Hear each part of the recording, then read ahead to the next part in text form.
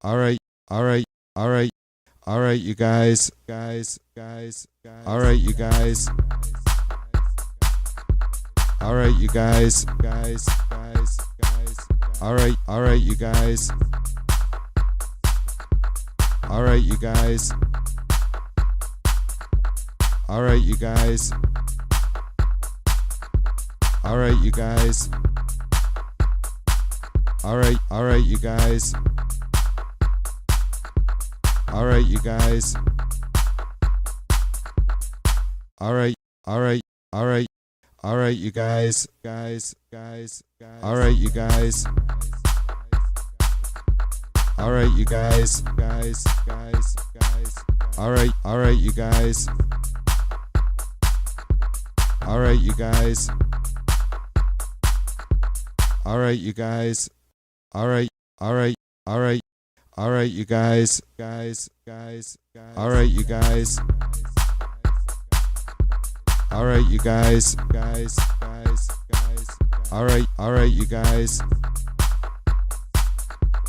All right, you guys. All right, you guys. All right, you guys. All right, you guys.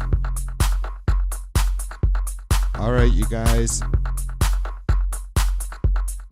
All right, all right, all right, all right, you guys. All right, you guys. All right, you guys. All right, you guys. All right, you guys. All right, you guys. All right, all right, all right, all right, you guys. All right, you guys. What's up?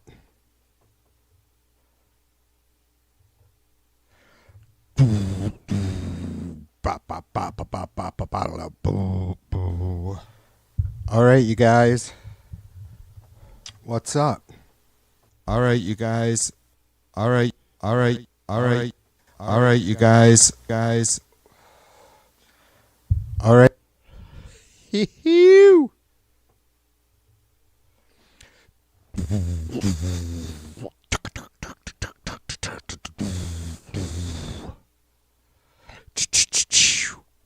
What's going on? Happy Monday. Cheers to you. I'm going to have to get my next mug's going to have to say live and loud on it. Yeah, that's an earworm. So day 91 of the Trump shit show. Laura Malcolm in the house. Nelson in the house.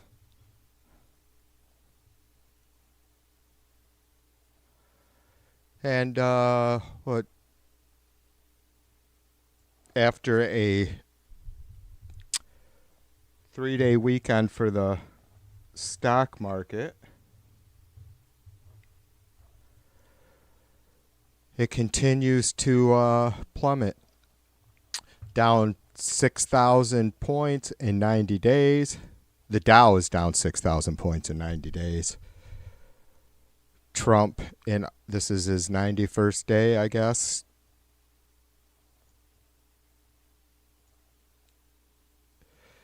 In office. And yeah, so 90 days in office, 6,000 points on the Dow down in Trump's first 90 days. You know, most presidents have this big goal, as you guys know, or like to try and get some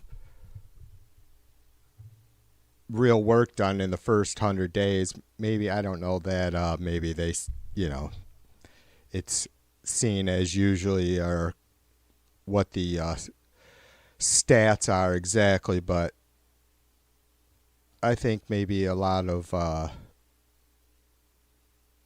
presidents might get most of what they want accomplished in those first 100 days, right? Or the big stuff, I guess. I mean, the list probably never ends for any president, I'm sure, but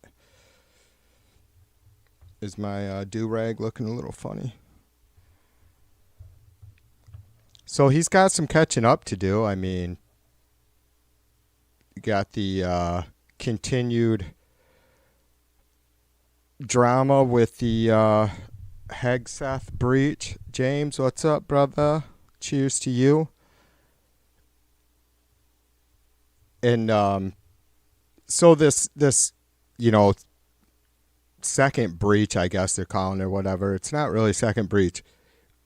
I don't know. I mean, it wasn't like a mystery thing or anything. Like, I mentioned it a couple times that he had.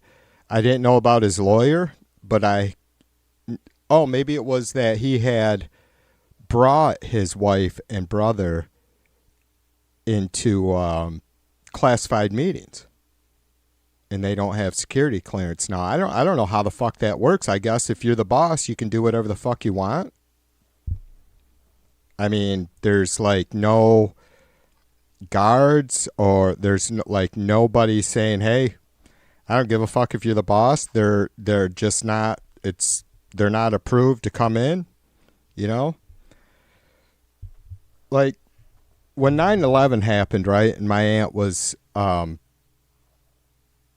of communications for George W. Bush, right, in the Secret Service for those 2 years. Her office was across the Potomac from the Pentagon. But when 9/11 happened, it was in minutes, and her telling me the story that I don't know if he was a sergeant. I forget if she told me his rank. Like, I was like kind of surprised, like it didn't seem like a huge rank, because she's, she retired. Well, she left the Navy after 20 years as a chief petty officer on a flagship. So she was second in command on a flagship.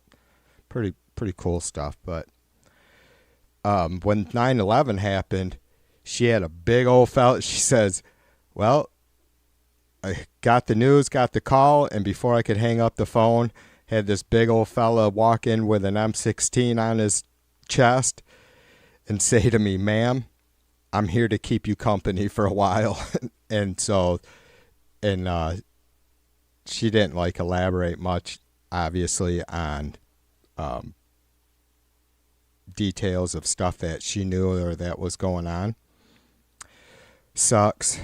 She'll, she's a dedicated patriot, so she'll never, the Navy, gave her an awesome career, and she deserved every bit that she got, because she was did some incredible things.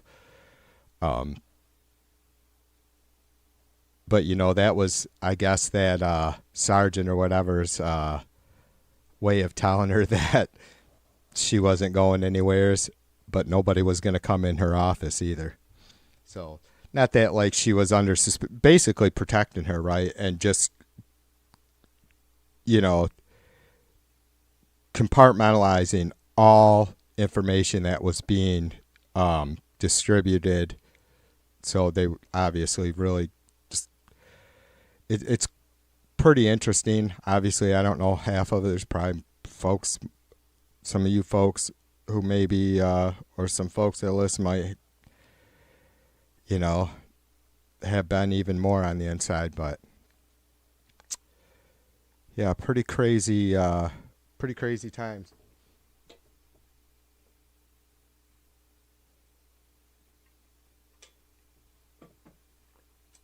James says, "Be right back. TV in and out for work. However, I would personally like to thank Tide, Lala, Sin, and Chaos for committing to your poll today." TV has a poll. You guys know what to do. Hop on TV's poll. You have to forgive me. I have had a cocktail and a half, and Laura was just, her stream was absolute filth today.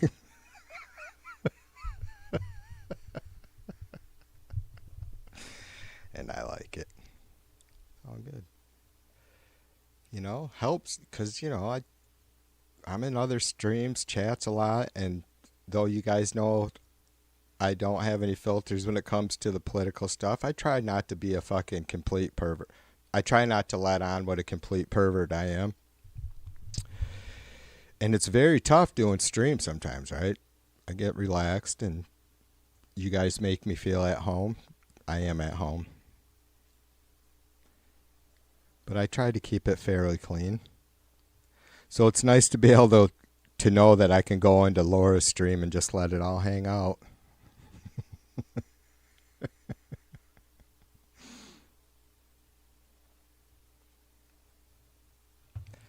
So yeah, I blame her. Blame Laura.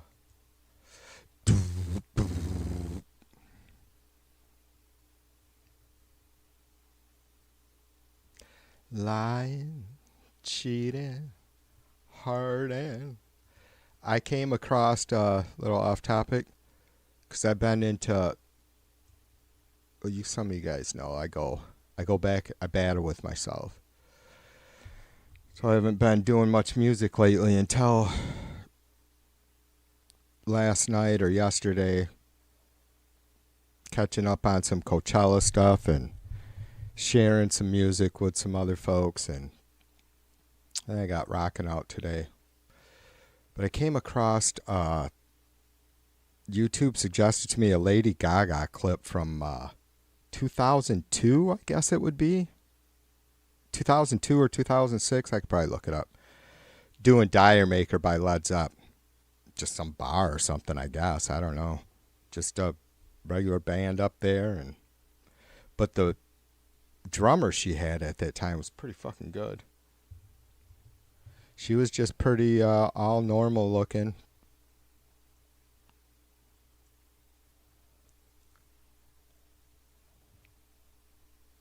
Not that she looks Abby normal now, I'm just saying it wasn't all glammed out, but man, she's something else. I guess it's my own fault that my own stubbornness. I just don't purposely listen to hip hop or anything like that, right? Or whatever. I hate labeling musicians, but they can label themselves if they want. So I didn't discover Lady Gaga for myself until that Stupid Love came out, and I've told you guys the story of that. I happened to go out to the store one night when I was getting ready to stream, and it was just released, and I heard it, and I got back. I'm like, holy shit. It's like, it's not very often a song grabs me the first time I hear it like that. I could name a couple, like Take Me Down by The Pretty Reckless is a recent one. But I got back and I told Mrs. V and the youngest, I'm like, have you guys heard this? Have you heard this? And they hadn't. And so then I was off with Lady Gaga. I want your stupid love, love, meow.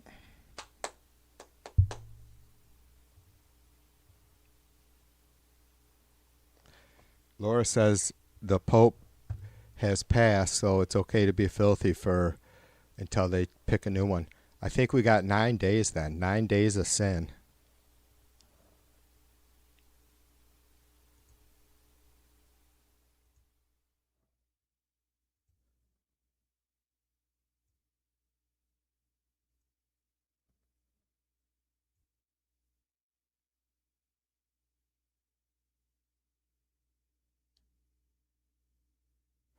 I'm trying to bring up Dave's picture here.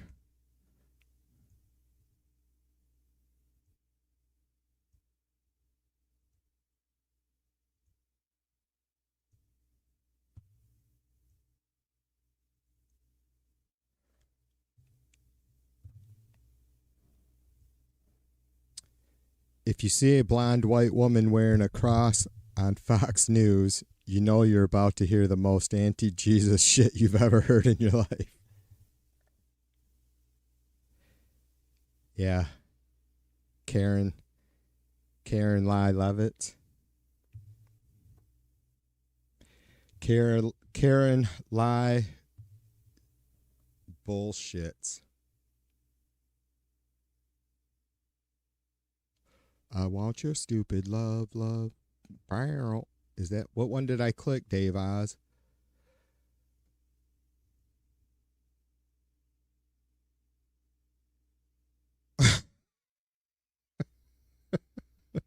Is that a knock on the tariffs? The fucking price, $50 fucking.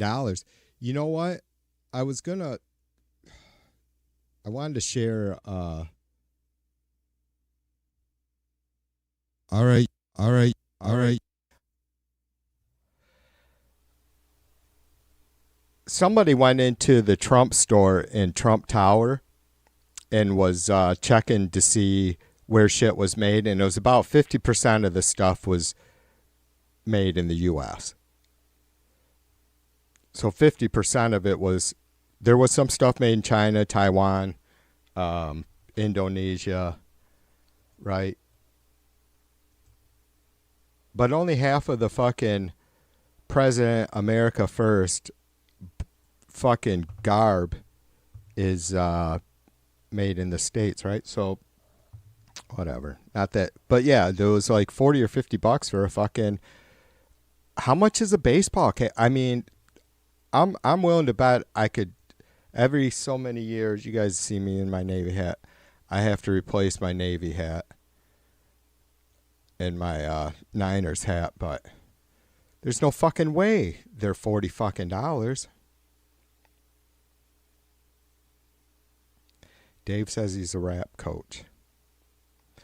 Rap, they call him the rapper. Dave, I've been listening to Emil and the Sniffers for a little bit now, a year or two. Putin said something last night about the Aussies going crazy. Are they an Australian band? I didn't know if they were, from the UK somewhere or if they were Aussie.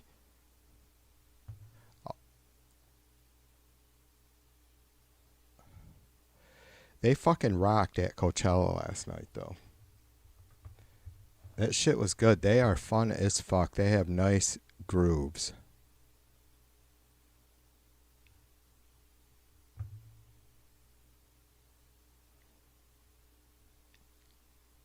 It's really quite astounding. Like, I don't know, maybe, what is it, like, I was going to say not the most complicated shit. I don't want to be a dickweed, but, like, I mean, AC/DC wasn't uncomplicated stuff. The leads, I mean, the songs were very well put together and all that good stuff, but, like, the chats, you got Emil and the Sniffers and Silverchair from back in the day. I'm sure there's plenty I'm missing. Oh, what was that one Dickweed's band? Dickweed and the 11-yard Dickweed. Russell Crowe, that's it. What's his band's name? Don't he got 7 yards of grunt or some shit?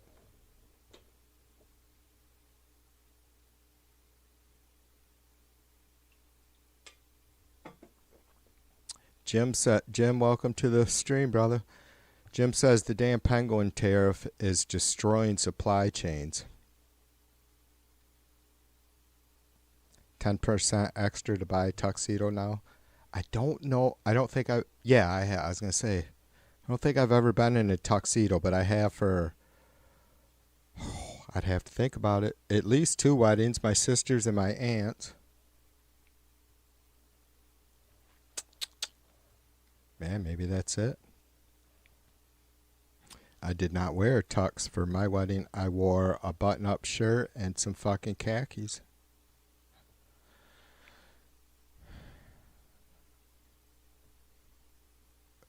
Dave says Angus doesn't use any pedals effects.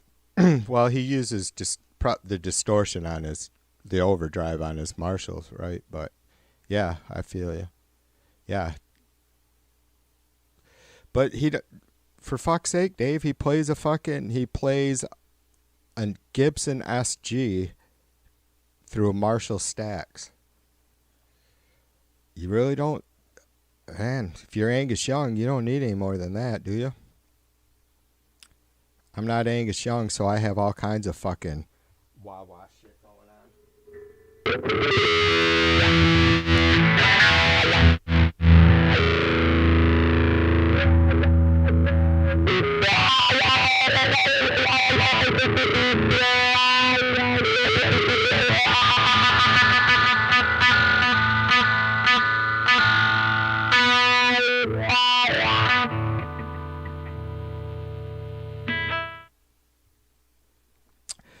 I got my 6-string sitting next to me because I was beating it like a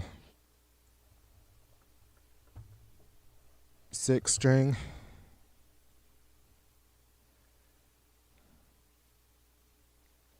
Dave, I was lucky enough to see them on the Who Made Who tour, which may be the last good album that they did.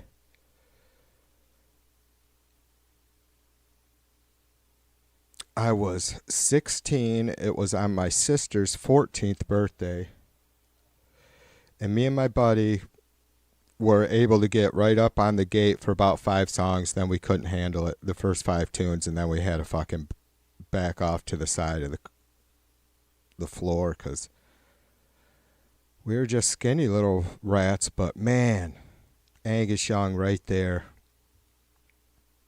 running through the fucking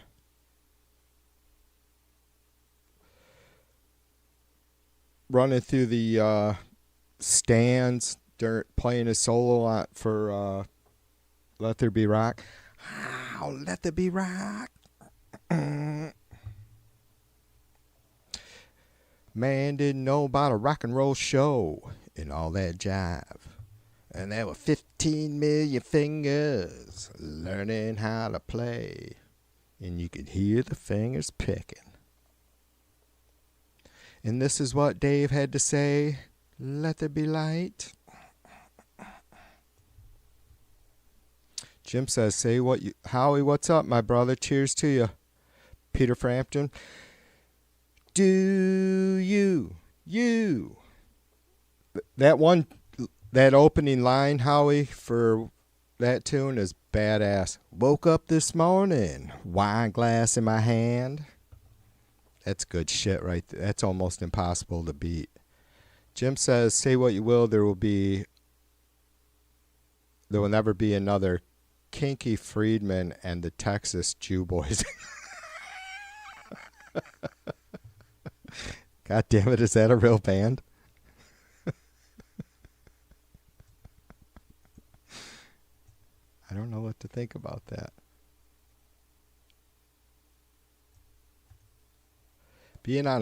I gotta look and see if Jim's just pulling my leg. Being on a punk kick the last 2 days, everybody, it coming out that Vance is probably responsible for killing the Pope. I thought about doing a punk song.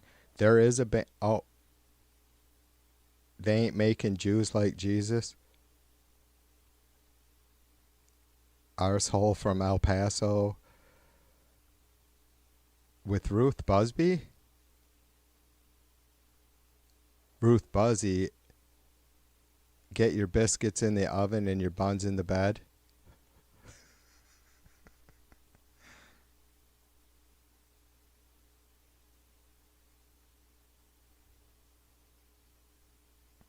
What did Jim say the name of the song was? This one's close. They ain't making Jews like Jesus.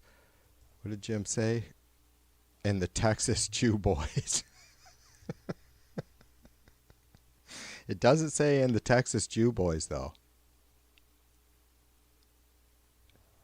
It does say, on the thumbnail, it does say that. The songs listed just says Kinky Friedman. All right. I'm not playing any of that right now, Jim, because I don't want to be accused of Jew hating. It's weird, isn't it? I feel like even though it's not, derogatory or anything, it's like every time I say or call someone or refer to someone who is Jewish as a Jew, it just sounds bad. I don't know why. That's on me, isn't it? But he's a Jew. You know what I mean, though? Like, he or she's a Catholic, he or she's a Christian, he or she's a Muslim, but he or she's a Jew. Just, I don't know.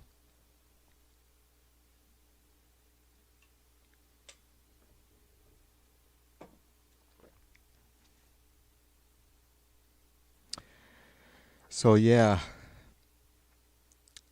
Vance killed the Pope. Vance killed the Pope. Vance killed the Pope. Bah, bah, bah.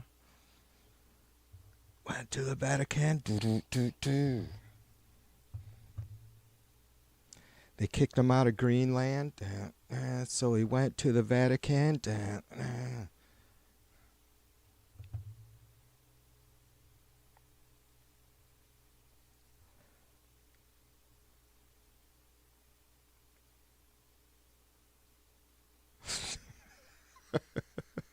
They don't make Jews like Jesus anymore.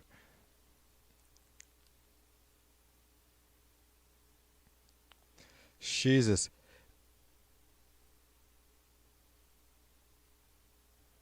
Am I getting the wrong idea about Kinky Jim, or is he just fucking balls out anti-Semitic, racist, good old boy? I had a nice conversation in a Easter morning. They had that. I don't know if you guys caught that story in Jacksonville, Texas. It wasn't Jacksonville, Texas. It was in Texas. Let's say National Harbor. Anyways, somebody had drove into an area where there was a lot of folks gathering for parade or something, maybe, I don't know. Didn't like drive into the crowd, but drove up there from where, like, just a mile or two away from where he lived or something. Stabbed some folks, something about trying to start a fire. Anyways, of course, the chat was all political and about Garcia and, due process for any human in this country, legal or not. And I don't know what I said, but like, I wasn't just calling people out being racist. I was referring to look at, you're not seeing the disparities and the you're not seeing the difference, the way white folks are being treated, blah, blah, blah. Somebody says, why are you mentioning race?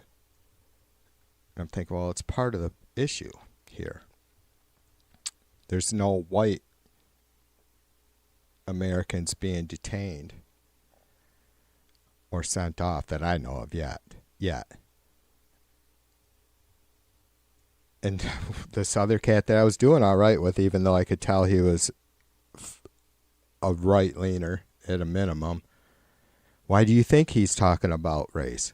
It's like, look, motherfuckers, you guys can go ahead and Google my channel and see exactly what I look like, what color I am. I'm like, I know it's hard for you to take when a 50-year-old Midwestern middle-class white guy is a liberal, but that's just the way it is. Not all fucking white fellas in the Midwest my age are fascist good old boys.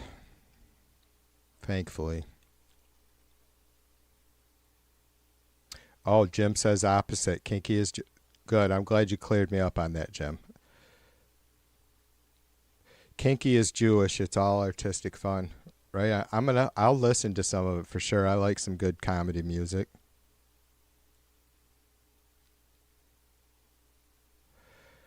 Jim says the Pope died of a stroke right after Vance sat on his couch. Does Novichok cause a stroke, or I can't? I think maybe it does. Like, I just rewatched some of the Alexei Navalny. I think it was on 60 Minutes. And I believe he was having strokes repeatedly or something.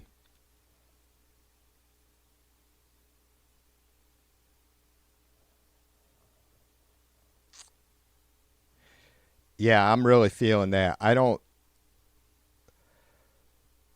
think I'd have to dig them up. I have some videos that YouTube was not happy about when I first got back into jamming around 2014, 2015.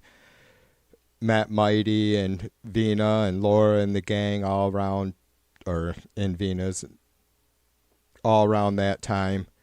And I was doing, putting together video clips for original music of no lyrics, but I was just doing text on the screen with these pretty horrific video clips and images like from the Las Vegas massacre and, what was going on in Syria and Iraq and Afghanistan, and just really terrible stats, for the U.S., like the amount of innocent people we were slaughtering. Just terrible, bad, really. I'll just give you one example and move on. One of the pictures that I had in the video was a guy carrying both halves of his daughter, and I've seen, there's been a couple things that I've seen that are just like, still, it's but YouTube didn't care for that shit, and they didn't take it down, but it was restricted, of course.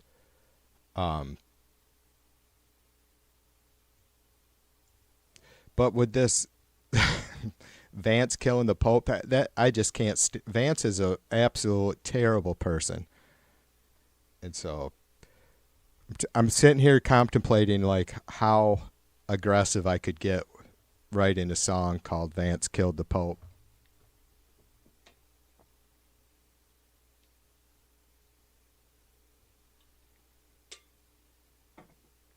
Yeah, just the ones in Ohio.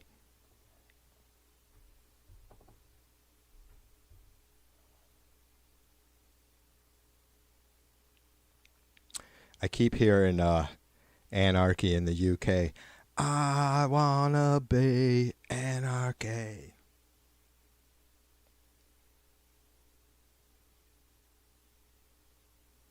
Vance killed the Pope. Da-na-na-na-na-na. He did it, man. Yeah, I'm sure.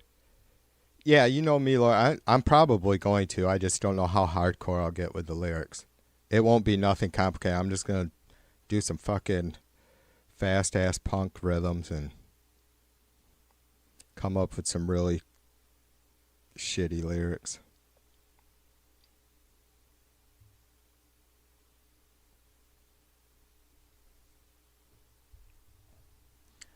So I think I started to say that this Hegseth thing, again, wasn't him sharing the,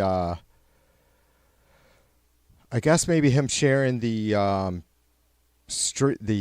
fucking whatever, text thread, whatever it is, with his lawyer, wife, and brother, I suppose I didn't know about. But I had heard right after the Signal chat thing first broke that it was pretty much confirmed even at that time, and it had been since, before this second thing came out over the weekend or whatever, that he had brought his brother and wife into classified, security meetings, right? Like they didn't have the security clearance to do that, to be there at all. Like they don't have any security clearance. And I don't pretend to exactly know how all that shit works, but, my son has to maintain his security clearance. And honestly, as he's still continuing to go through school, so he, just to keep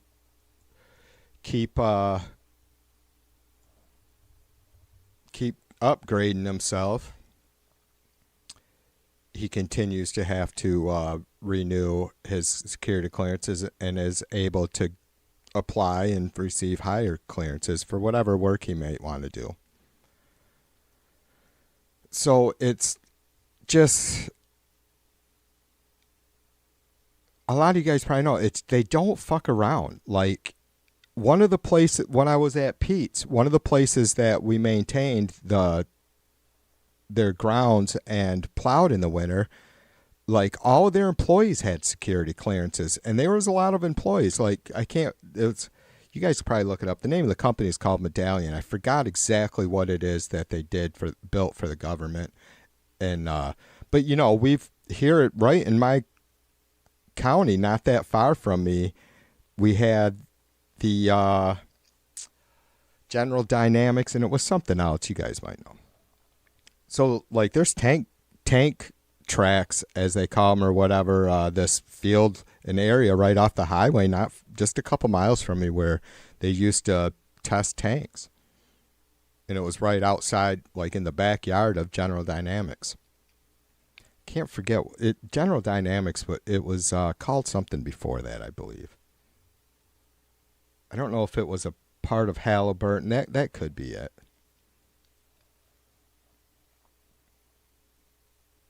But it's like they don't fuck around. And how do like it's so taken seriously, My uncle, my aunt's brother, my aunt who served, her brother lived and worked out in D.C. as a HVAC tech for a few years. And he was always servicing federal buildings, right? And they, he told me a couple stories where, like, they would, you would get signed in or be scheduled in on a specific day, specific time, just in advance. And so the guy that was working with my uncle this one day, his name wasn't on the list, and so they were waiting at the desk or whatever. She was like, oh, we'll call up and try and get it straightened out or whatever. So my uncle has his badge and all that stuff.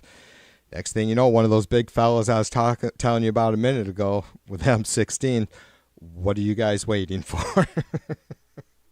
And it's like, he was hammering down on questions. He didn't give a fuck about the secretary or the lady at the desk getting it figured out.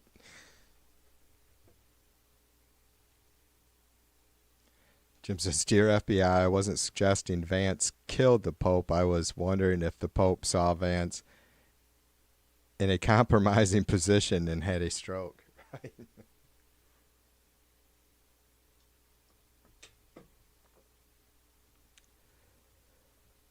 Man, oh man, I tell you.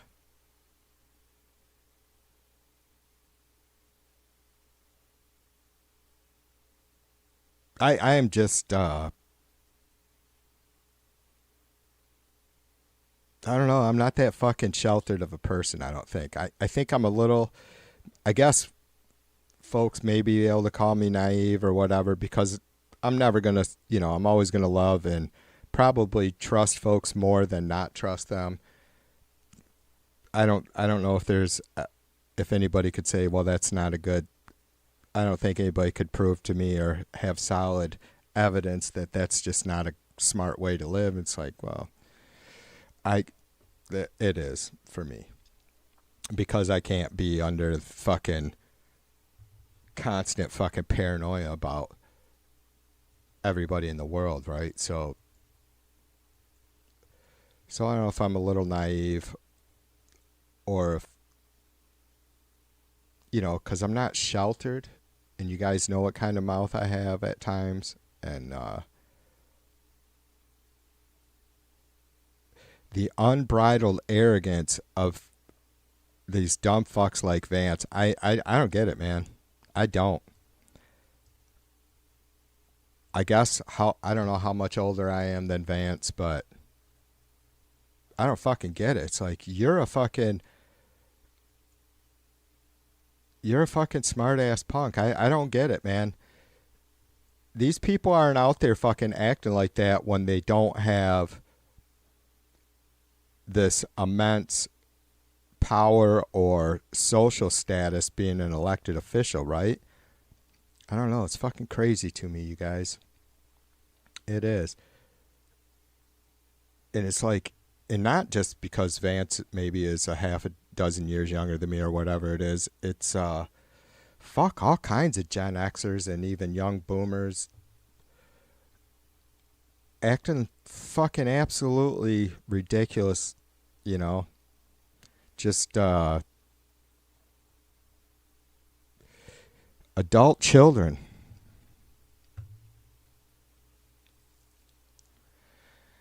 Jim says the entire Hegseth and family fiasco is a bad joke. Having his personal lawyer on the call may turn out to be smart. Yeah, yeah. I don't know how, like, I understand, like, maybe what you're saying about, like, attorney-client privilege or something, like, but I don't see how.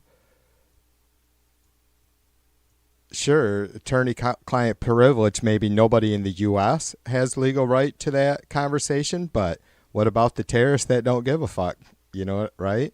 And I know what you're saying, Jim. I know you're not ignorant to that. It's just, then so wouldn't we still be able to? And who is it that was an inspector general, right?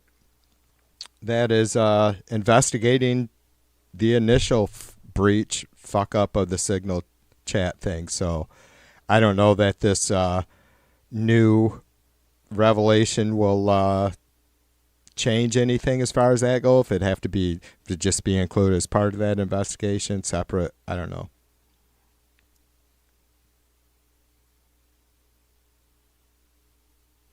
Laura says it can't be privileged if the wife and brother were also on the call.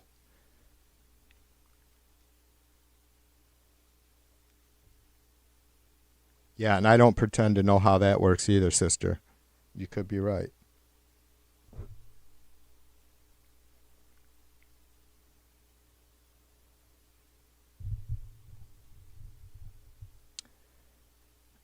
Certainly, Jim, they'll probably never go to court or anything like that, right?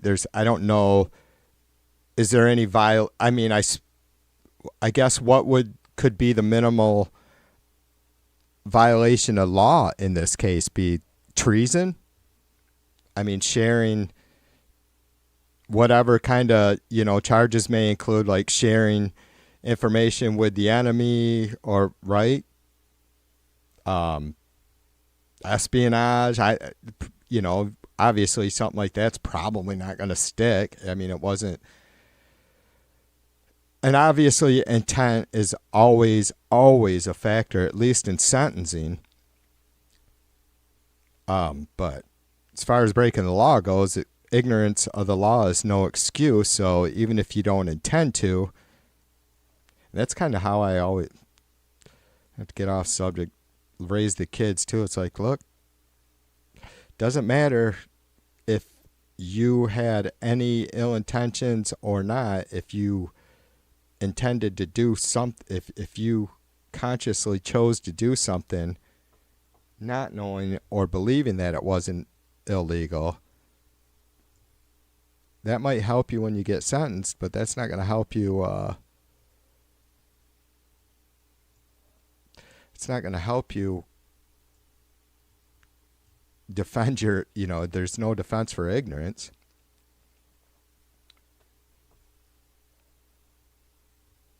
And so when something affects you, you have to own it, whether you were part of that, whether it was intentional, whether, you were dragged into something completely unaware or against your will. You just have to own that shit. It's all really disgusting. I mean, these people have no fucking honor. I don't know. Like, I guess you just live in a circle of your friends, but like not having that status, but if somehow I did some really stupid fucking fuck up like that, and it was, right there out in the public, how could I expect anybody, my neighbors, family, friends, how could I expect them to ever see me the same? Or why would I? Right? Like, people make mistakes. That's not making a mistake. That's being completely incompetent, consciously incompetent, right? Like, just blissfully not giving a fuck.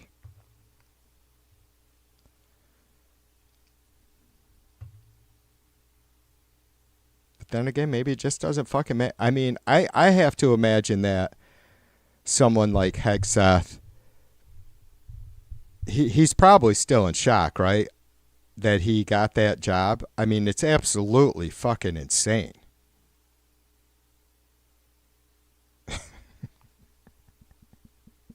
What the fuck are we doing? What the fuck are we doing, you guys? It's absolutely insane. What the fuck are we doing? He has to be. I mean, we're all in shock still that he got.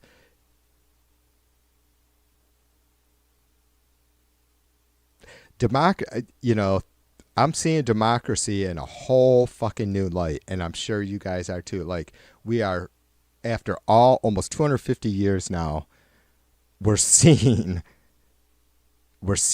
finally finding the really dangerous weak spots, right? But how do, it kind of goes back to what I was saying about not living in paranoia about being able to trust my fellow humans, I guess I'd rather get fucking done wrong than not feel like I can ever trust anybody, right?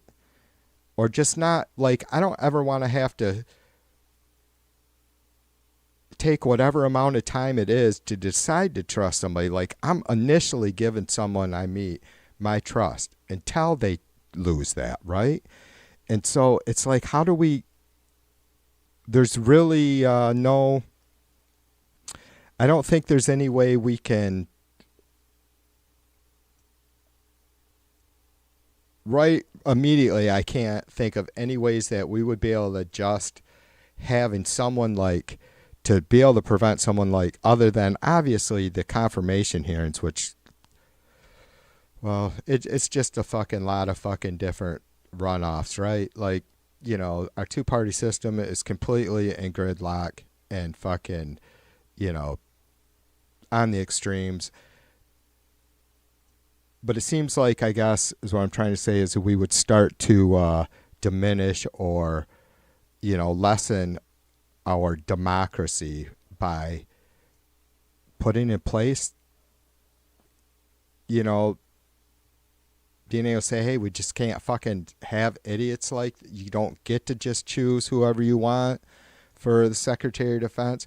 I mean, it sounds fucking stupid now hearing myself say that. It's like, how the fuck can we not have fucking standards? I mean, do you guys want me up there as fucking Secretary of Defense? I'd fucking suck at it, though. I'd probably do a better job than Hegseth, because I'd be like taking on all the fucking information and recommendations from a well-seasoned staff of aides, right? Like, that's part of the problem with this clearinghouse of the federal employees. It's like, you have people in there that are not, politically motivated. I'm sure they all vote, and however they vote, it doesn't matter. They've worked under one administration after another, because they work for Americans, not necessarily whoever's in office for this next 4 years or whatever it is, right?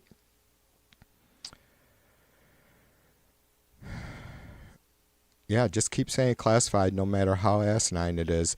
Bondi is not charging anyone. If it gets really bad, they'll fire Hegseth.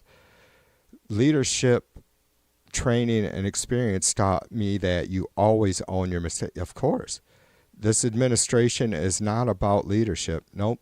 I learned that, Jim. I'm an aggressive person as far as being motivated about shit and putting in the fucking ass,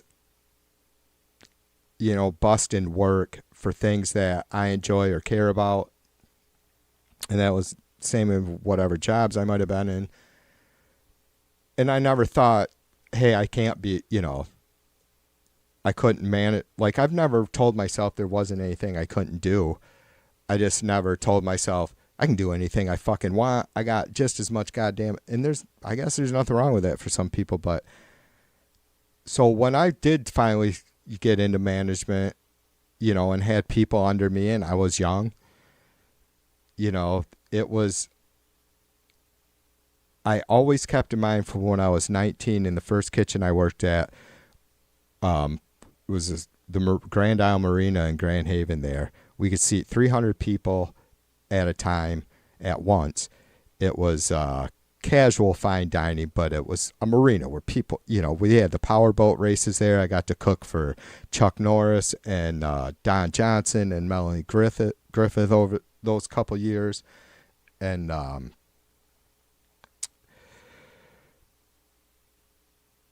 you like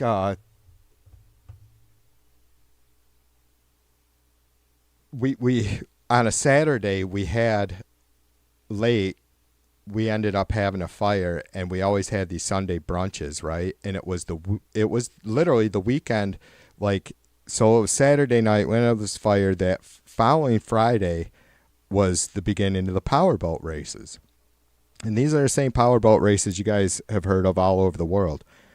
And so we had to tear our fucking kitchen, like the Ansel system got activated, and so every bit of food we had to be thrown out. Obviously, kitchen detailed, all, everything we used detailed from head to toe. Then a fire inspection had to go on, all before the next day when we did brunch. And it was, I remember the general manager, like I was 19 and just impressed as hell with all the fucking money, because I came from a poor, a fucking poor ass family. But the general manager was this, guy that had graduated from CIA and Culinary Institute of America, worked in New York and California, and he was a pretty cool guy. And we're going to town, and he walks in there with this brand new fucking chef's outfit on, right? His name embroidered on it.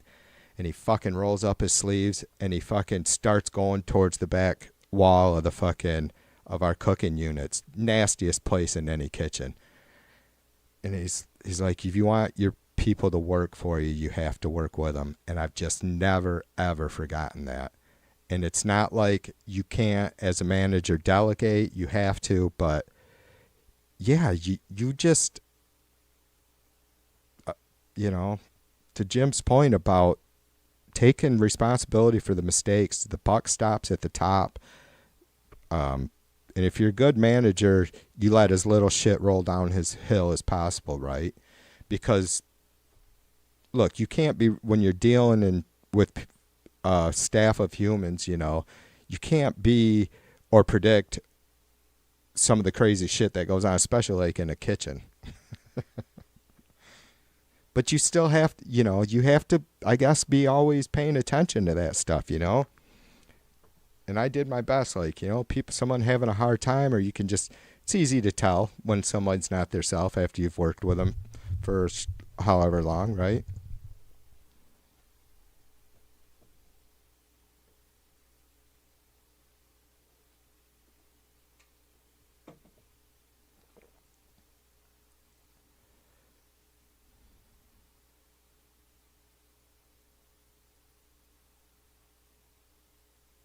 Yeah, it's almost embarrassing too, Jim. Like, I would be. Like, how do you, like in Trump's position, right? Like, how do you sit there? You have all these fuck ups that are fuck ups that you hired. I mean, not that, obviously someone like Trump doesn't have any shame. Maybe a lot of these fuckers don't have any shame. Maybe that's just what it comes down to. So it's like, if I get rid of one of my employees or a couple employees that maybe were responsible for doing something stupid, how long can that go on? Like, never gets like a football team. They're not fucking sacking players necessarily when shit gets real bad. They're sacking the fucking coach. Steph, cheers to you. Jay, what's up, brother? Yeah, Jay says if you can't admit you fucked up, you're gonna keep fucking up, or if there's no consequences, whether it's even just shame, right? Like I always struggle with that word shame, but it's like, hey man, you and look, we all have different levels of humility, right? That we're able to get to, or shame that we're able to accept of ourselves, right? But it's like, yeah, how do you why would you give a fuck if there was never any consequences, or, you know, you felt like you didn't have to. Well, we've heard Trump say, right, Jay, that he's never had to ask for forgiveness. Now, you guys know I'm not like a believer. You know, it's a complicated thing, so I don't believe a lot about, I don't adhere to a lot about the Christian Bible. It's obviously there's a lot of good life lessons in there, you know. If you want, if you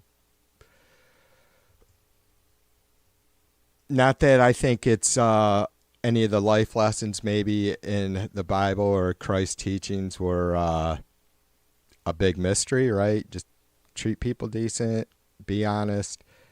But I suppose we all have, humans, 8 billion of us. There's probably varying levels of, you know, conscious, right? Like, and guilt and humility and shame. So, but yeah, Trump never saying he needed to ask for forgiveness. I asked for forgiveness many, many times. Do I feel like I need to now? No. Do I think it made any difference then, when I was like thinking that my only way out of this fucking plant, like, you know, I don't know if I ever truly believed that I was going to end up in this place of extreme dire pain and, you know, gnashing of teeth. But I felt like, obviously there was a time that I felt like, you know, if I don't do this, shit may not end up for me so good when I do pass on. And obviously I don't believe that now. And I don't believe for a second that that's the way the Christ, whether you want to see him as a human or an actual person that walked or just a great ideology, there's no way in hell the Christ that I learned about would ever have anything to do with that. It's fucking insane. But yeah, there's nothing. I think even though I don't believe it, like, I think it was good to you, when you're asking for forgiveness, whether it's to God or you're just like pleading out loud to the universe, right? You're acknowledging you fucked up, right? You don't have to believe that if you don't ask for forgiveness from Christ that you're going to suffer for eternity. You don't have to believe that to cry out and ask for forgiveness. I guess it shows humility. I think it shows, and for anybody that's listening that hasn't said, "Oh yeah, I've asked for forgiveness," you don't have to tell anybody if you have or not, but you know if you have, and is all it is that's being that's growing, I guess, showing him, you know, like Jay says, not being afraid to show that you fucked up, even if you're just telling yourself that you fucked up.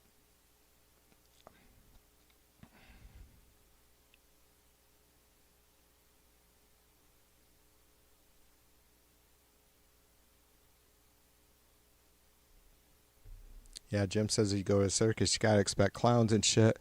Well, we're about to have the old Roman style bread and circus, but soon it isn't going to be any bread. It's just going to be a circus.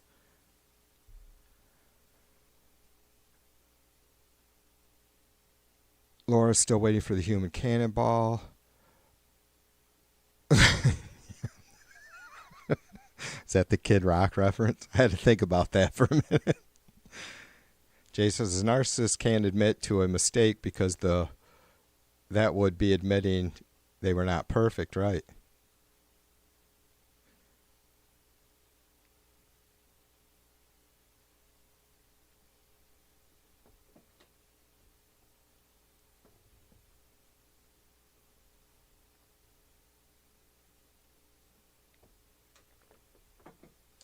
Lying, cheating, hurting. That's all you seem to do.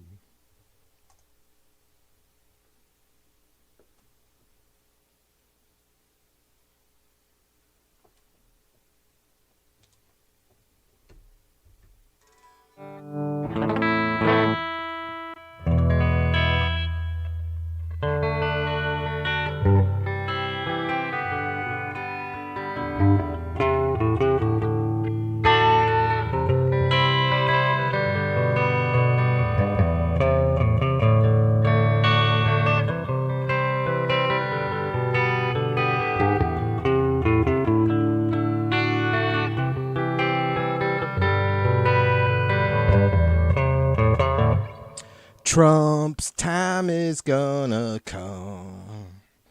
Now, now, baby.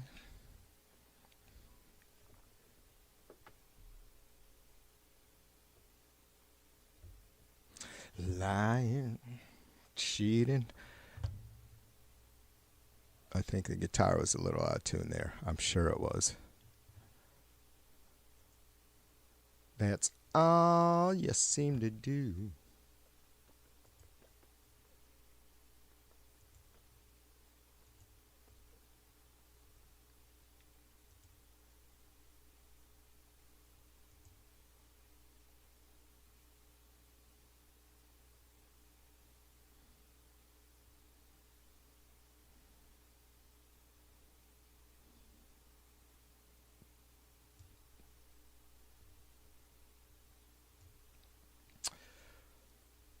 So I didn't know I did stream earlier just the crashing market ticker and live shot from St. Peter's Square, the Vatican. A little countdown clock to the midterm elections. Sorry, I had to get rid of that. My fucking own voice blasting in the back of my head.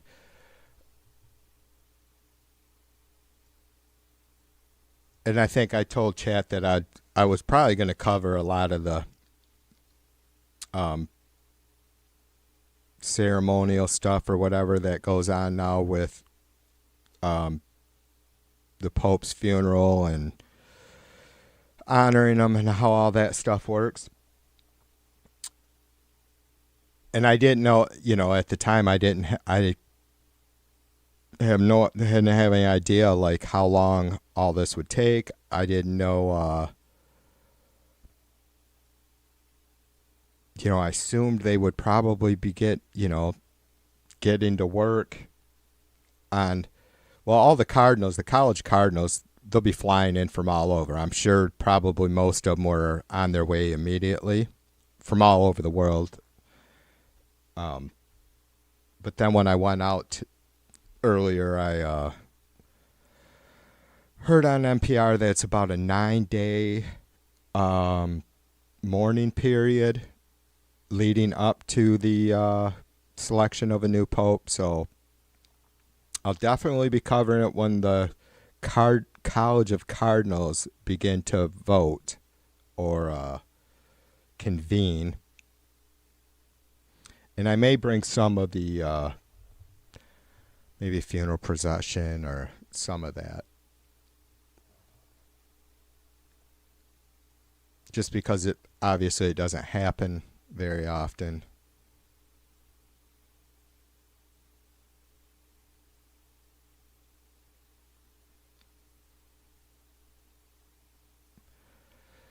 Steph says she's got to go take care of a newly neutered puppy and his cone of shame.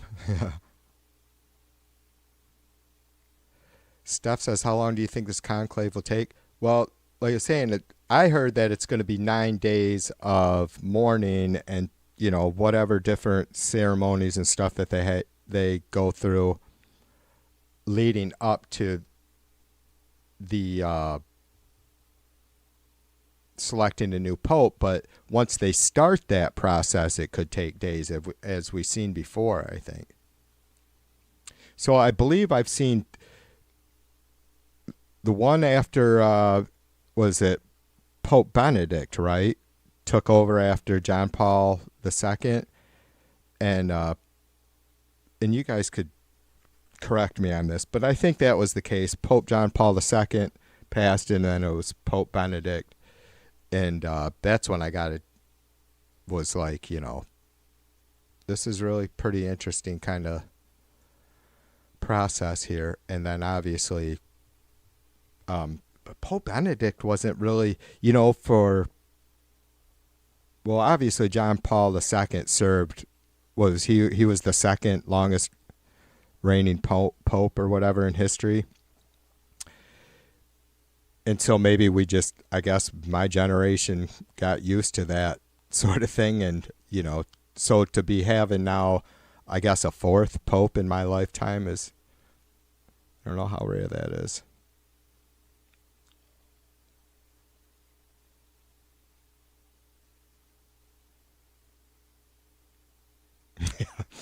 Jay says, and Francis looked fly in a white puffy jacket, even if it was AI.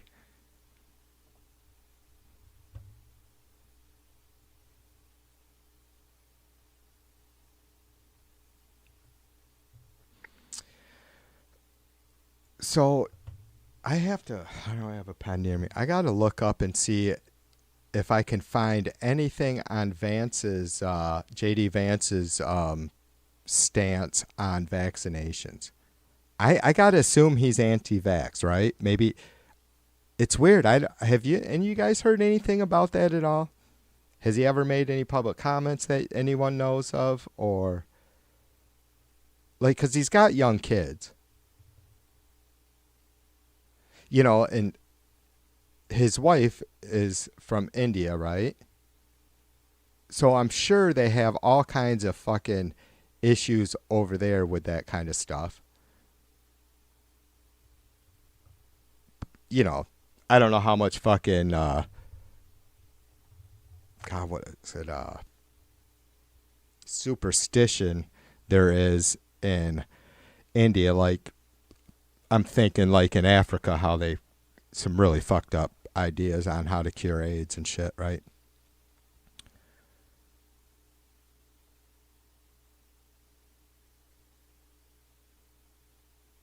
Yeah, Jay says JD will be whatever polls with MAGA.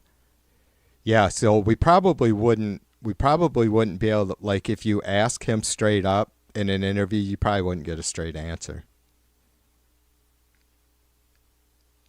Yeah, I have to try to remember to see if I can find anything at all with JD commenting on vaccines.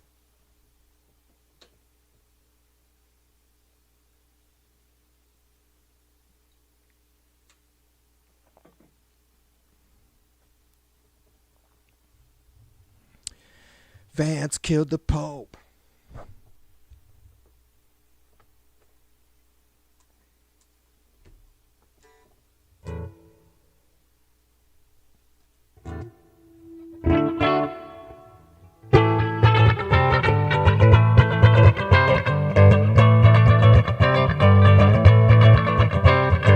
Vance killed the Pope. Vance killed the Pope.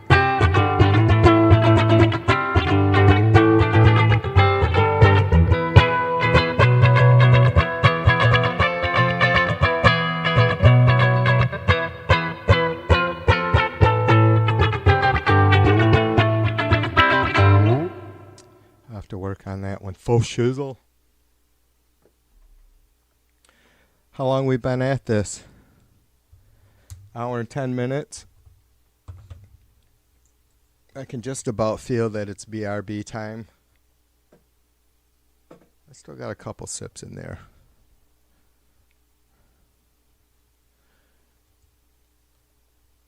And I should probably also say to all you folks hanging out with me live right now, I appreciate you. You know I do.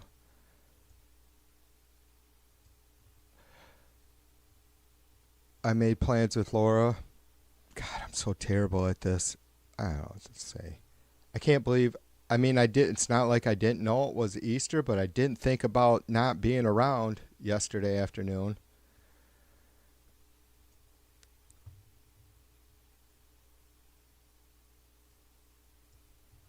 And I hadn't fucking. I don't know when the last time I was on camp. So probably about this time last week, maybe. It's been been going way too long without doing stream or getting on cam, even though I've been streaming some protest shit here and there and whatever else.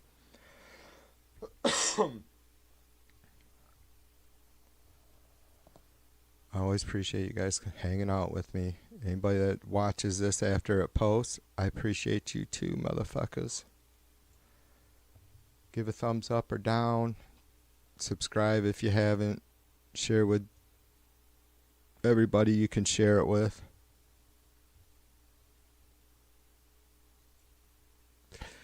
Maybe get a bullhorn, or one day when you're feeling really good, just drive around the neighborhood or the town and scream TV2 sucks. TV2 sucks. Watch that fucking Primus clip from Woodstock 94, and the crowd was chanting Primus sucks before they started. Primus sucks.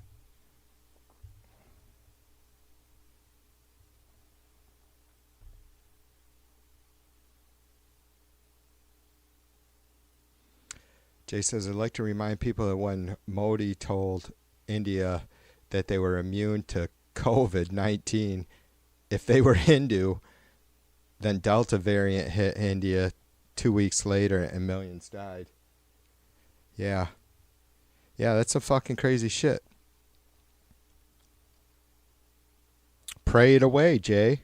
You know. Pray it away, dude.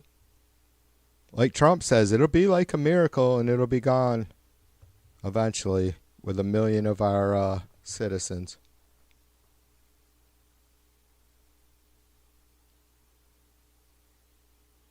Steph says Joe Rogan turned her daughter anti-vax. Yeah, Steph, I know. I don't know what to say, sister. I have 5 kids, and I try not to. I love sharing some of my personal life. They weren't all on board with the vax. You know, the thing was that and it kills me because, and as I'm sure you do, I press my kids the way I press any issue. Obviously, getting older now and being mellower, I don't press like I probably used to because I love my kids, and I don't, at the end of the day, I'd rather they're adults and I accept that. So it's not very often that I where they know I'm pretty pissed off that they're just not fucking hearing what, 'cause no matter how passionate I am about something, it isn't about them.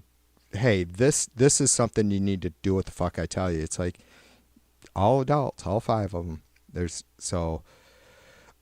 all you can do, Steph, is like my thing, like my son who works for the NSA, right? He had to get vaxxed. He wasn't all about it. And I said, you got to make a choice. I said, you had to get vaccines that none of us got when you joined the Navy. Correct? Sailor? Yeah, Dad, yeah. Then you make a choice. This is what they're requiring. I'm a citizen, a taxpayer. I'm okay with the government making these kind of requirements. You're my son. You have to nobody's telling you that you have to do what they say in order to work or do the kind of work you want. If you want to keep the job you have or work for the government or work, as a restaurant owner, if I was a restaurant owner, I would not, I'm not having fucking servers with fucking lesion, open wounds, and right? You guys get my point. It's like as a business owner, and the government isn't a business, but it's an entity that has to have order. And subordination. So now that everything went where we are, Steph, being as loving of a father as I could be, and thankfully they know me. They know if I'm being a dick or trying to get under their skin, whether it's for good reason. I don't know if it's ever good reason, but, to be a smart, prove your point, right? Like, I don't need you to tell me I'm right. I need you to accept that you are wrong about this, and it's okay to be wrong, but now fucking change your views. Nobody fucking died from the vaccines. There was issues. We didn't have them in the U.S., thankfully. I know the Johnson & Johnson vaccine was eventually taken off the shelf, or was discontinued. But the, I know a few people. I almost got the Johnson & Johnson vax because it was a one shot, right? And I wasn't able to get in the day I wanted to, so the very next day we just went to Walgreens and got, or Walmart and got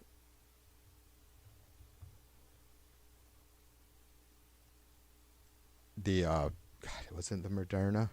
Now I've already forgotten. But so, Steph, you say, look,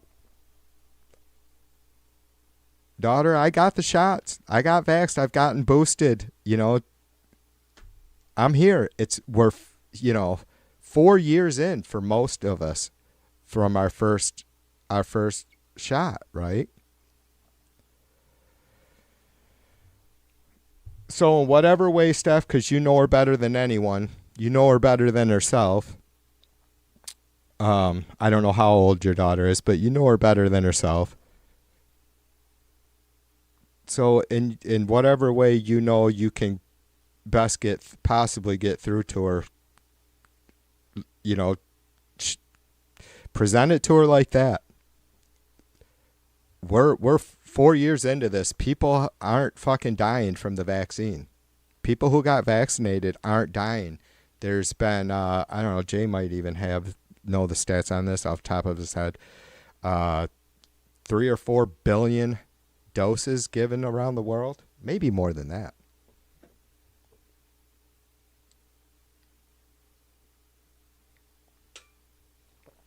Fred says he got Pfizer. I would have to look at my card. That I have it over on my collect all. B says plenty of folks had issues in the U.S., me included. B, what kind of issues?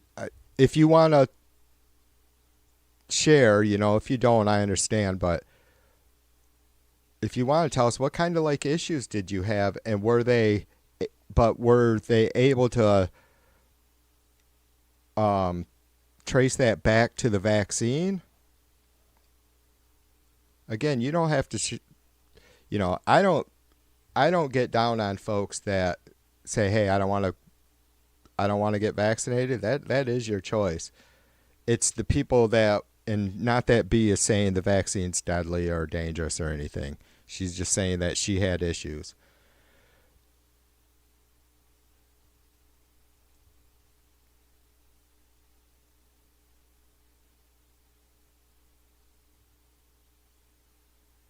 Yeah, and I mean we all have our it's only, we all have our personal experience, and I think you guys do know that if I had some sort of issue from the vaccine, I would not be lying to you about it. You guys know me. I would probably be up in arms.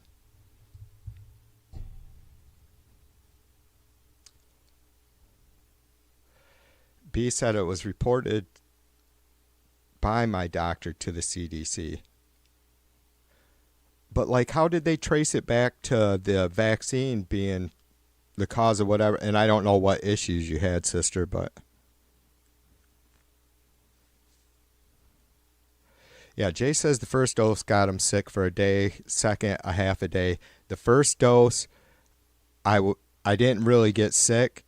I was able just to go get the shot, and I literally slept that whole day and night, and I was good. And the second, third, and fourth never felt it, never affected me at all. I'm serious. But it did. The first shot did put me out for the day.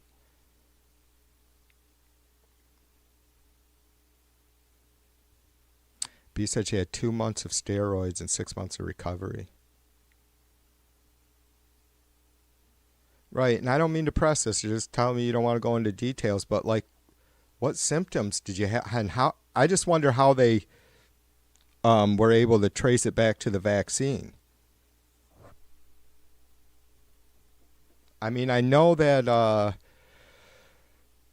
what was it? The AstraZeneca, the AZ vax, and there was a lot of really, I don't shy away from. There was, I think, around 50 or so folks, I believe mainly women, middle-aged women in Scandinavia, like I think mostly in Norway, that did die after getting the vaccine. But that, I don't believe the AZ vax was, we only had 3 of them here, right? Johnson & Johnson for a short time, Pfizer and Moderna.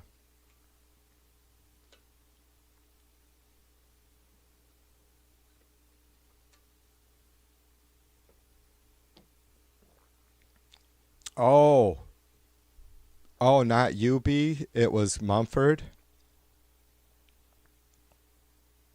I know I talked to you a little bit about him passing, sister. I wasn't sure what the cause was, or if that was. Oh, it was every joint in my body swelled up huge. It started 2 days after. Oh, the J&J. Yeah. Yeah, that one, like I said, it was recalled eventually. So you're probably like the 4th or 5th person that I know that did get the J&J. You guys know one of the people that got J&J, though I'm not going to mention them. Thankfully, they didn't have any issues, but it was a concern. Yeah.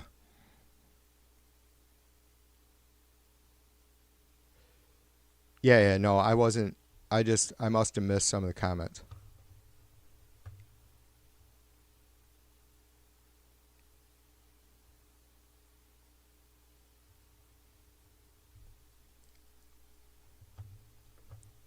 Laura says it was one of the first batches. Laura, did you guys have the AZ in Canada?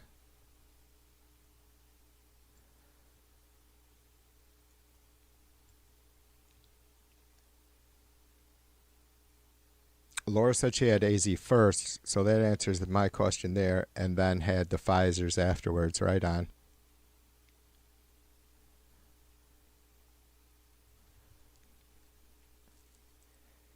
Yeah, I think I talked the other night about this, not on a stream, but like I was, I seriously, when we were going through all this, right, I seriously looked at it like there were people, all kinds of people, who took a chance selfishly over the course of our history to have medical improvements, right? And that obviously this wasn't something that society said, okay, I want, you can experiment on me because I want to do what I want to help resolve this issue, right? That wasn't what society, what citizens were told. I get that. But that's how I looked at it. Like, look, I'm going to do this because I was sick as fuck. Me and the wife both were in February, end of February through March of 2020. And I didn't want to feel like that again. I didn't want to be responsible for making anybody else sick. Rather, there's a whole lot of fucking evidence for how contagious it was or whatever. After getting, how contagious one might be after getting vaxxed. I didn't care in that sense. Like, I cared more that I knew it was going to be harder for me to deal with people possibly having negative effects from the vaccine, because that, even, and a lot of people's bitch was that it didn't get tested long enough. And it's like, none of you motherfuckers bitching about it the short testing period, have ever given any sort of consideration about how long any vaccine is tested before it's put on the market, right? Or released in the public. So that but obviously it's just hypocrisy on that part. But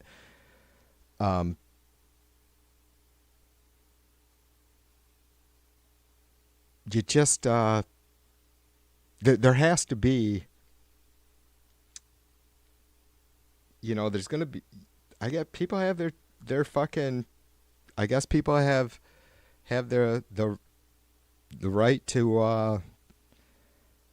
Clearly, everybody here in the United States had the right to do what they wanted to, and I appreciate that B went out and got the vaccine, and it sucks that she got sick from it, and I hope you don't have any lingering issues right from it. Anyways, my point was that even if you, with vaccines that are clinically tested for years and years and years before they're released, they're never perfect. We all have different, respond differently to different things, right? Like, I have 5 kids. One of them was allergic to C-chlor, which is a really super common antibiotic for children, right? And it just, she had a negative reaction, couldn't take any more. Amoxicillin, that kind of stuff is all super close to this C-chlor, right? Am I getting that right? I hope I'm saying that right. I think that was it.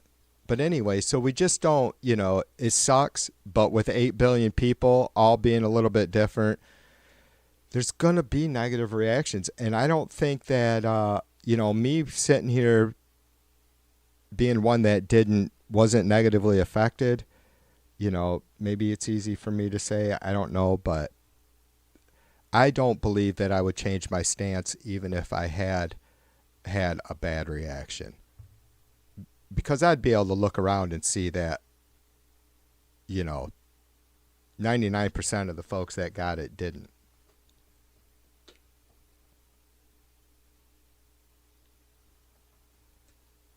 Yeah, B says she wanted the one and done so she could go to Canada.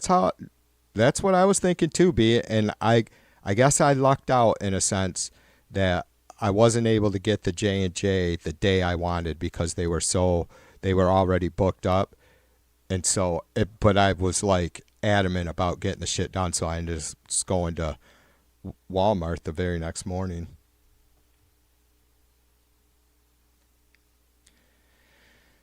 Yeah, you're welcome. Whatever, see, I mean, I don't just blow that kind of stuff off, I've never been one to get a flu vaccine. I've even, raised a little hell about the fact that I went back and counted, and up until when I was born, from the time I was born till I had the number of vaccines that were required, like for school and whatever, it was 14. And my oldest, it was up to 24 when she hit that age, right? I stopped. I don't know. The other kids probably, I'm sure the youngest probably was required a few more than that, but I was never one to get a flu vaccine, and I did my homework on this shit, and I don't want to put anybody in the, ever give anybody a reason to fucking be stupid, but there's a reason that I don't do flu vaccines, because it's not that the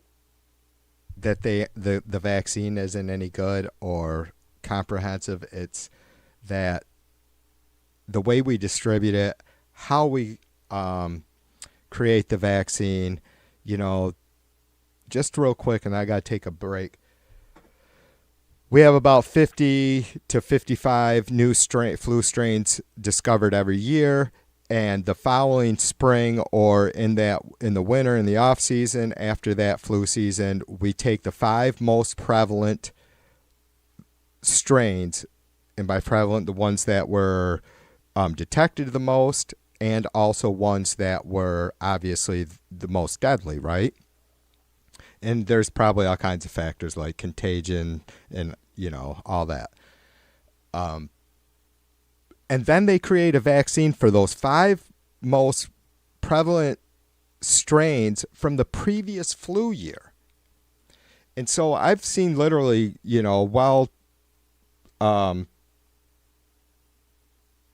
studied or huge studies done from the CDC that, their best guess was 12% effectiveness, because it's by the time you get these flu vaccines out for the next flu season, those strains have really ran the course through, society by that time, through the public. But that doesn't mean that that everybody, and especially when you look at the folks that are probably most vulnerable, like the elderly or the children, they're not out necessarily in public so often or as much maybe, or in contact with as many folks as most of us might be, right? So maybe they wouldn't get hit with it until later. And so clearly you can see that it would help, would hopefully help folks in that situation. But we're literally like a year behind the strains, And again, I wouldn't discourage anybody from getting a flu vaccine if that's what they want to do. It's just the hit and miss rate is pretty terrible. But that's not saying anything about that they're dangerous or ineffective, right? They're just, I think it's a lot of factors.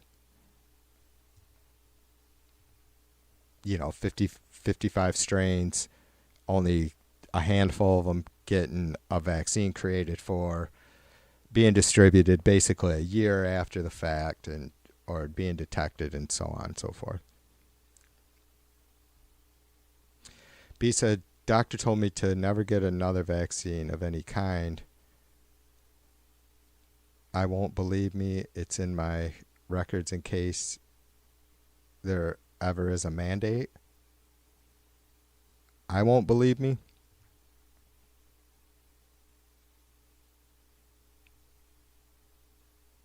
It's in my records if there is ever a mandate.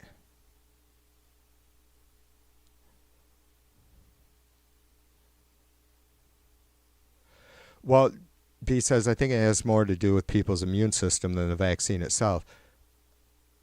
I think there's a lot of factors, right? We could take a lot of steps probably to mitigate it. And I think obviously some of us have, issues that are beyond our control. But then of course, obviously, and I'm not one that practices what I preach, but living as healthy as possible and, getting vaccines. The flu vaccine, though, as adults, I don't think there's a lot of vaccines for us to get, right? Shingles is a thing, and that's really about it, I guess, whatever. Now with COVID, but I don't know how many adults actually get the flu vaccine, what the percentages are on that. Anyways, you guys hang tight. I'm going to go do a BRB, maybe stir another cocktail. Yep, for a little bit longer, all right? How about a little music, a little TV2 music? The Keeper.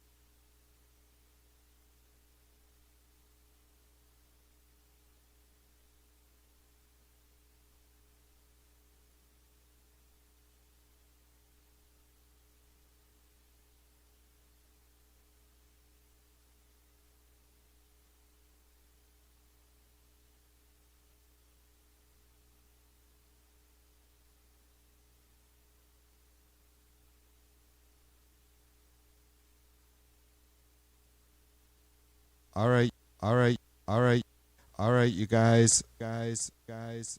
All right, you guys. All right, you guys. All right, you guys. All right, you guys. All right, you guys.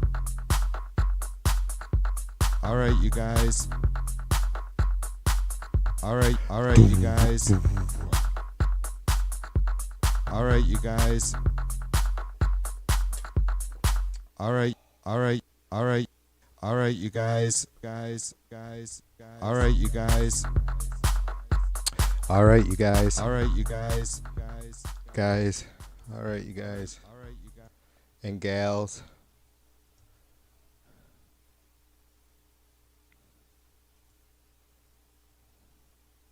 That was the working title I have for that song I played on my break there is The Keeper. Because when I started just fucking around and as I'm noodling around, if I think I'm onto something, I'll just start recording it. And so when I saved it, I just put Keeper so I knew not to delete it. So now I'm thinking about that's going to be the title. The Keeper's Keeper. Keeper the Keeper. Fred, be good, brother.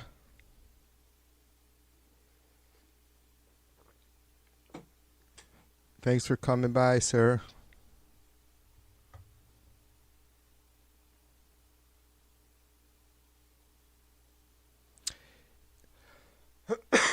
Yeah, J&J was pulled eventually. Like I said, I only know a few people that got the J&J.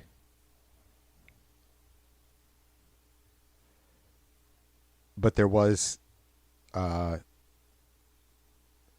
reports that folks were having issues. No, but again, like, you know, I don't know if Laura maybe had mentioned before her series of shot vaxes and boosters, but that one sticks out in my mind with the issue with the women, middle-aged women in Norway have it, you know, the AC vax. Yeah, it's not good.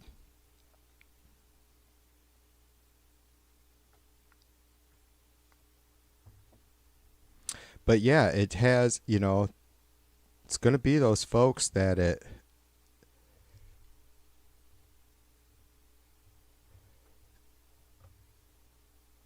affects negatively, and we just, you know, there's probably really no way to test for that right now. Again, it's, I guess, you know, same deal with like my kid being allergic to probably the most used antibiotic for children, or at least at that time it was. They had just switched, I think, from amoxicillin was the main one used to that C-chlor at that time.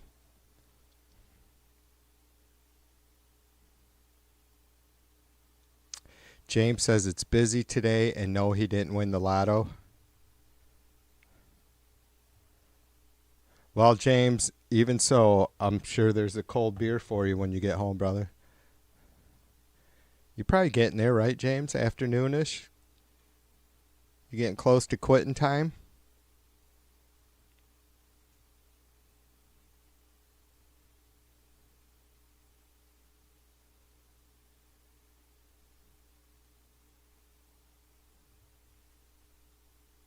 Yeah, Fred says he researched, and Pfizer was the one that he seen that didn't have any reported issues in the trial. Yeah, I always use that too as, you know, to hammer back on the chuds. Like, I can't remember what the numbers exactly were, but it was like over 30,000 folks in the clinical trials.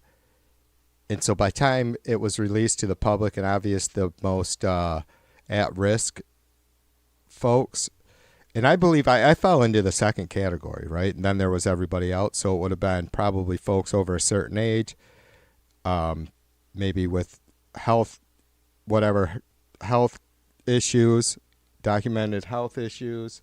And then the 50 plus, I guess 50 to whatever age group. So then I was able to get mine because, as you guys know, there wasn't enough to go around. The day they were released, they're still trying to pump them out. So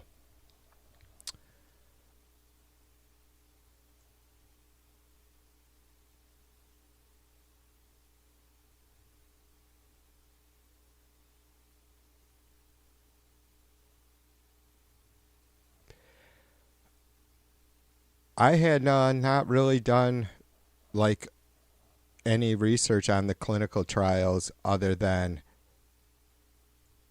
the effectiveness and no one having, major or permanent complications from it. And again, that's, what I hammered back on the chuds with a lot. It's like the clinical trial, which were tens of thousands of people, those folks were 6 months in before the first, batch of citizens received it. And obviously we had 3 of them. Here in the States anyways, Pfizer, Moderna, and J&J. I want to say that there were 5 vaccines created total, like for the Western countries. So what one am I missing? There had been Johnson & Johnson and Moderna, Pfizer, AstraZeneca, and it seems like there was another one, but I could be wrong.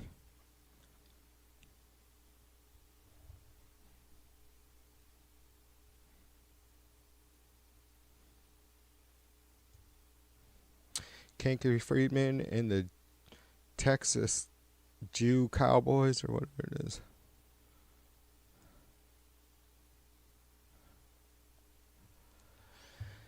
Vance killed the Pope. Yeah, he did it, man.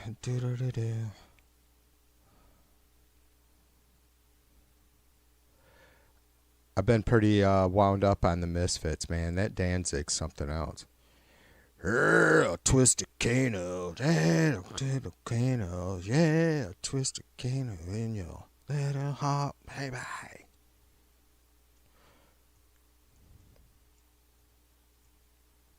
Where'd you feeling something?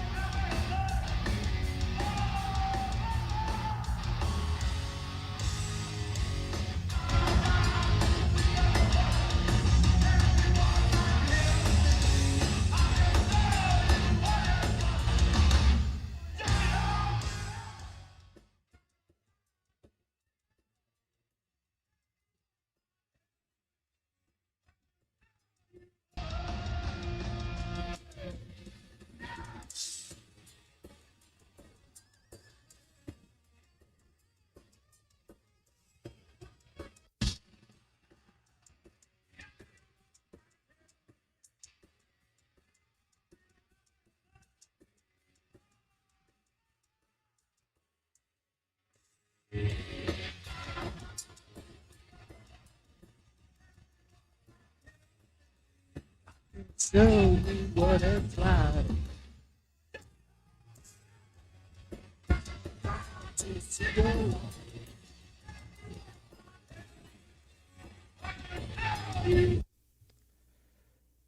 God, what a fucking badass.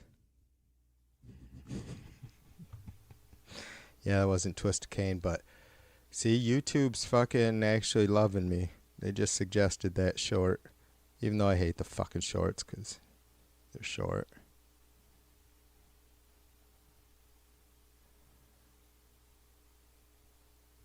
God,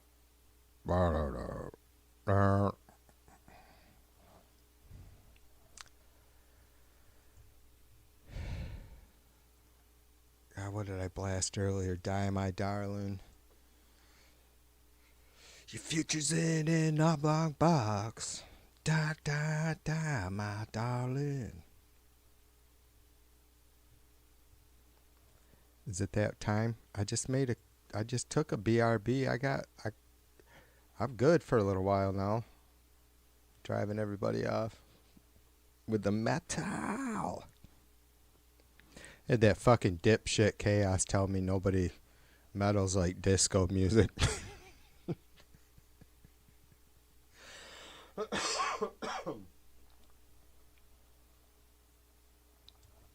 only thing I could think to like that would be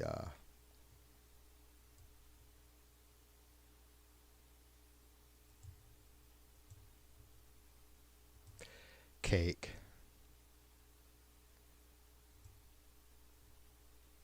I just had to put in NEV and it came up. That's kind of God, what was I just saying? Disco metal. I need your arms around me. I need to feel your touch. Hey.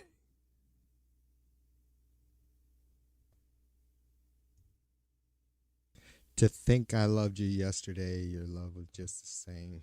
A golden bird that flies away, a candlestick of flame.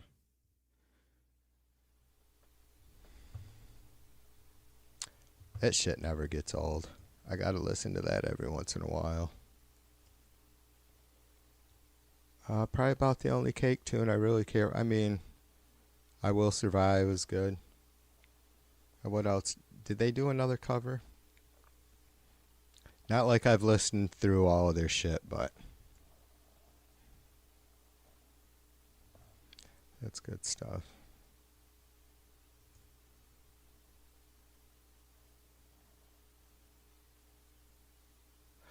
On the phone, long, long distance.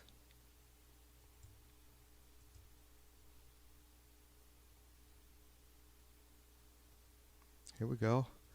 Brian. Oh, I apologize for that. I do. I'm sorry. I gotta remember if I'm fucking scrolling through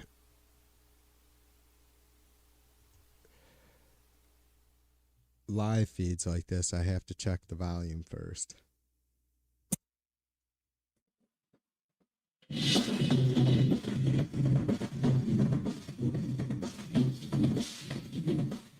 Yeah, that's probably not going to sound good, but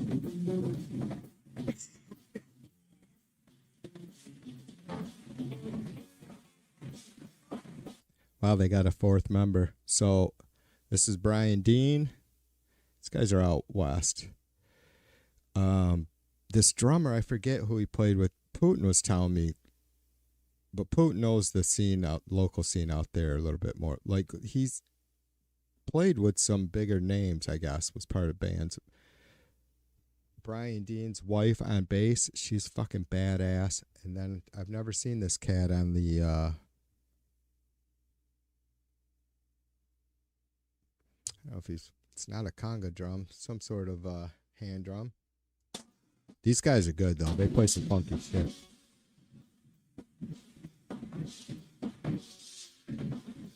Oh, looks like they just started too.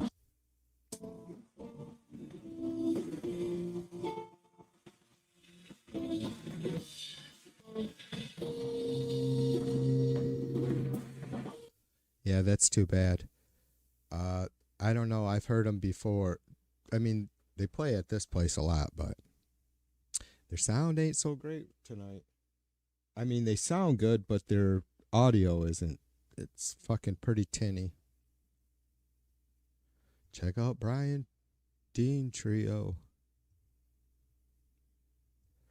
It's been, other than meeting folks like you guys, it's been one of the best parts of YouTube is catching all these fucking basement bands and garage bands and just solo live musicians. And here's James. All right, Audio check. I'll turn it down.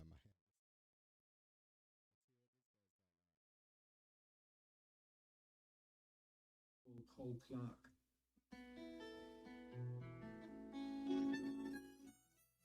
So it's probably less than 12 years old.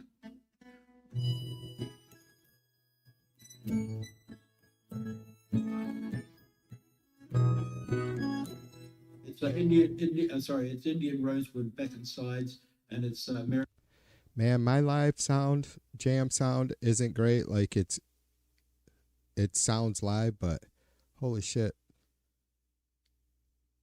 And some bands, God, what this fucking band I came across the other night, they were taking requests and I scrolled back and they were live for 4 hours, literally taking requests for tunes from their chat and fucking playing the tunes on the spot. Every shit. These guys are younger than me by at least 10 years and just playing all kinds of crap I never heard before, like rhythm and blues stuff and from the 70s, right? And, you know, uh, Rage Against the Machine and Tom Petty and Journey. I was like, a three piece. I'm like, holy fuck. I mean, they were just like, quick look it up, you know, get refamiliarized themselves with the tune, I guess, or whatever. And they have to be studied musician, like RJ, you know, had gone to school for it to be able to. I mean, there's no way they could have possibly had heard or be familiar with such a different array of songs without just being totally entrenched in music their whole life and professionally, like, right? Like, I don't know. That was pretty amazing. And their sound was absolutely ridiculously good. Just, it blows my mind. Like, was it I forget what they're calling themselves, Filthy Cabbage or something like that. I've shared them with you guys before. Band out of Seattle that plays every Thursday night. They're fucking awesome. Han Solo is the HAHNSOLOW. He's been in our chat a couple times to say hi.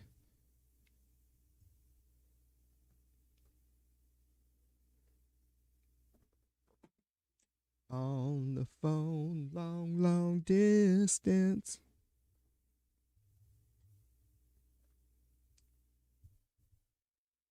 Man, Jay, I'm fucking stubborn and getting old and probably pissy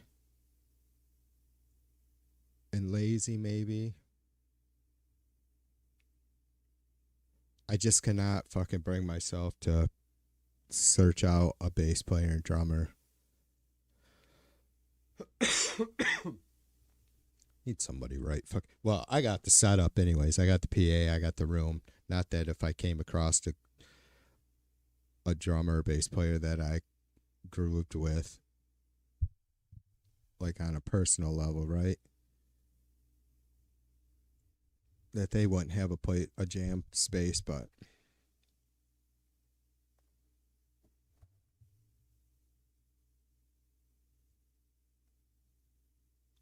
I'm just so into my fucking routine that and I'm terrible with schedules. Just be nice to be fucking around the corner from somebody that could just show up on their doorstep. What the hell do I got going on here now? What are you guys doing? I think Laura's fucking with my shit again. There we go. All right.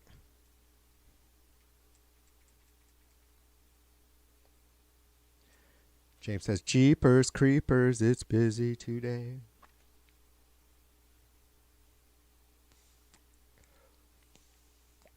So James is covering his tracks just in case Mrs. M is watching. He says he says, I did not win the lotto today. He almost said honey, but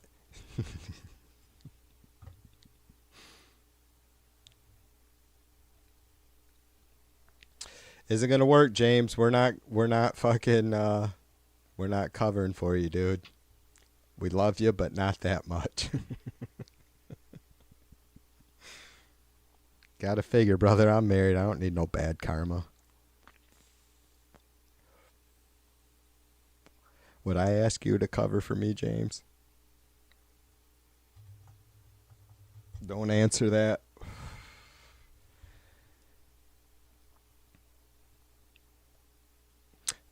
How'd our poll do? We had 14 votes. Will Whiskey Pete Hegseth get fired? It's a 50-50 tie, you guys, with the poll. How come LARP hasn't been in here with her 50,000 accounts voting?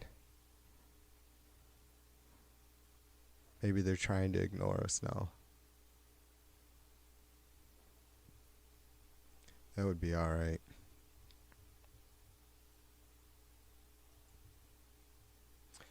It's a process. I think a lot of us have slowly weaned, whether intentional or not, slowly weaned ourselves off that fucking chud chat. It's always nice to go in there fucking, like after work, hitting the fucking, what do they call that? The heavy bag? Just getting a few fucking reps in on some chuds.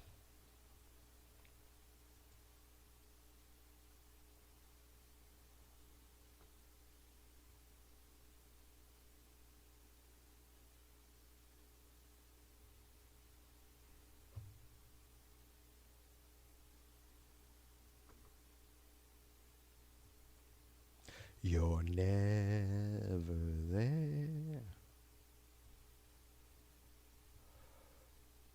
All right, what else we got here? Mac hasn't been in, has he? I did see him earlier.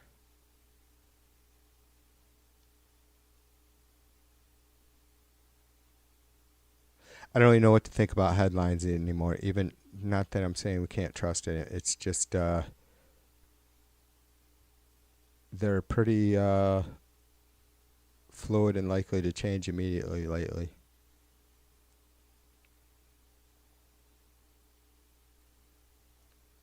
See, I don't know about all these fucking junk ass fucking sites though.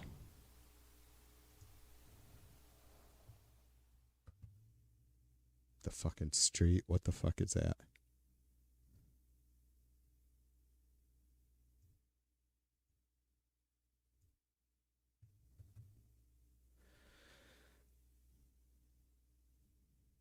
Startling Fed news sent stock market reeling. I mean, obviously Trump wasn't happy with the Fed chair, but Powell. The S&P 500. Oh, this is a live ticker though. The S&P 500 opened 2% lower on April 21st after finishing last week down 1.5%. That's another thing to keep in mind too that I was thinking about at least a week and a half ago, right? That and they always say the points, but also the percentages. And here they're just showing the percentages in this article. And it's like every day that it drops a fucking 1,000 points, it drops 1,000 points today, and it's 1.5% or 2%, and then tomorrow if it drops 1,000 points, it's going to be a smaller percentage because fucking the market shrank, right? So it's like crazy. I don't know.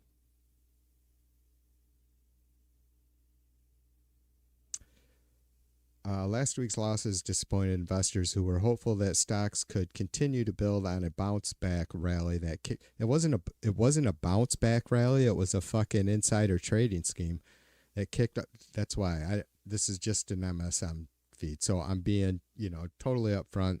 The name of this fucking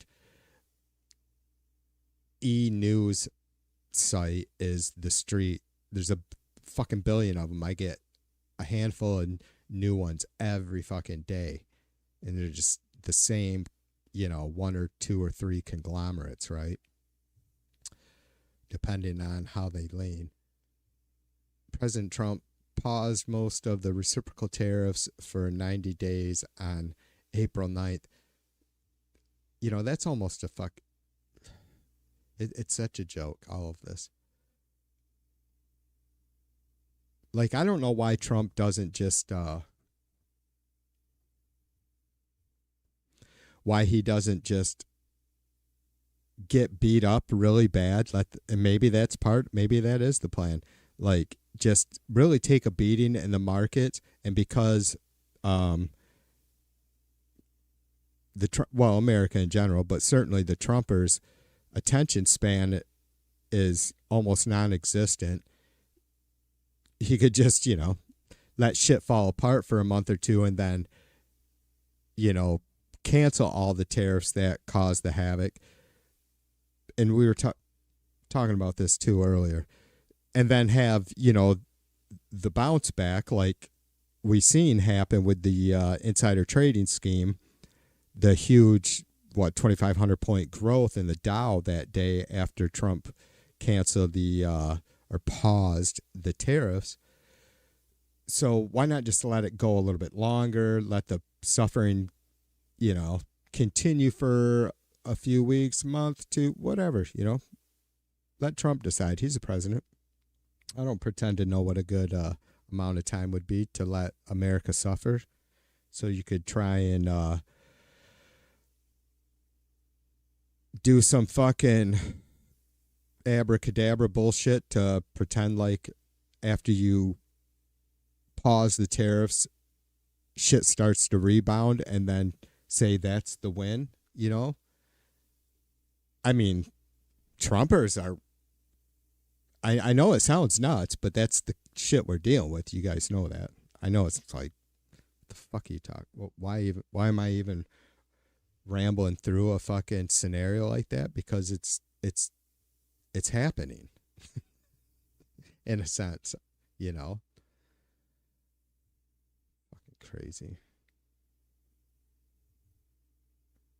But we were talking with Retzi and a few others earlier.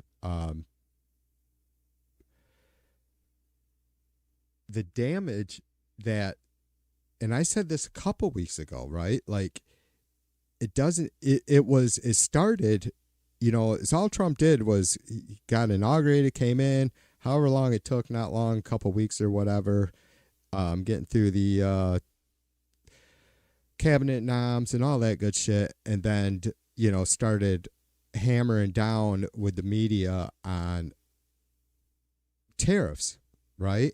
And that's all it took. And that's honestly all we've seen so far is just him expressing that's what's going to happen, setting deadlines and canceling them and whatever, right? So, and look at the damage that's caused. There's even pausing or going right back to the way things were with any trade agreements on January 9th, wherever they were on January 19th. It wouldn't put everything back to where it was. It's you know what I mean? It's now something that Trump cannot fix without time. Just pure time of not fucking up, and we all know that's not going to happen, right? So, because the consumer confidence and the trust from our allies and trade partners is completely shot. So there's just, I don't know what he could do to fix it. And thankfully I've seen a lot of libs talk about real solutions and worthwhile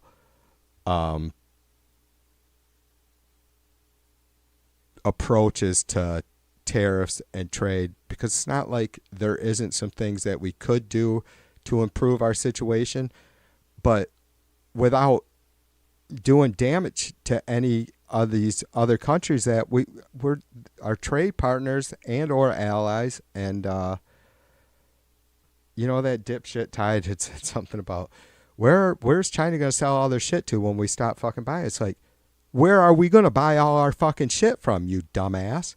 Where the fuck are we going to buy our shit from? You're asking, where is China going to sell the stuff that they sell to us? Where are we going to buy the stuff we buy from them? Because we're not building it here.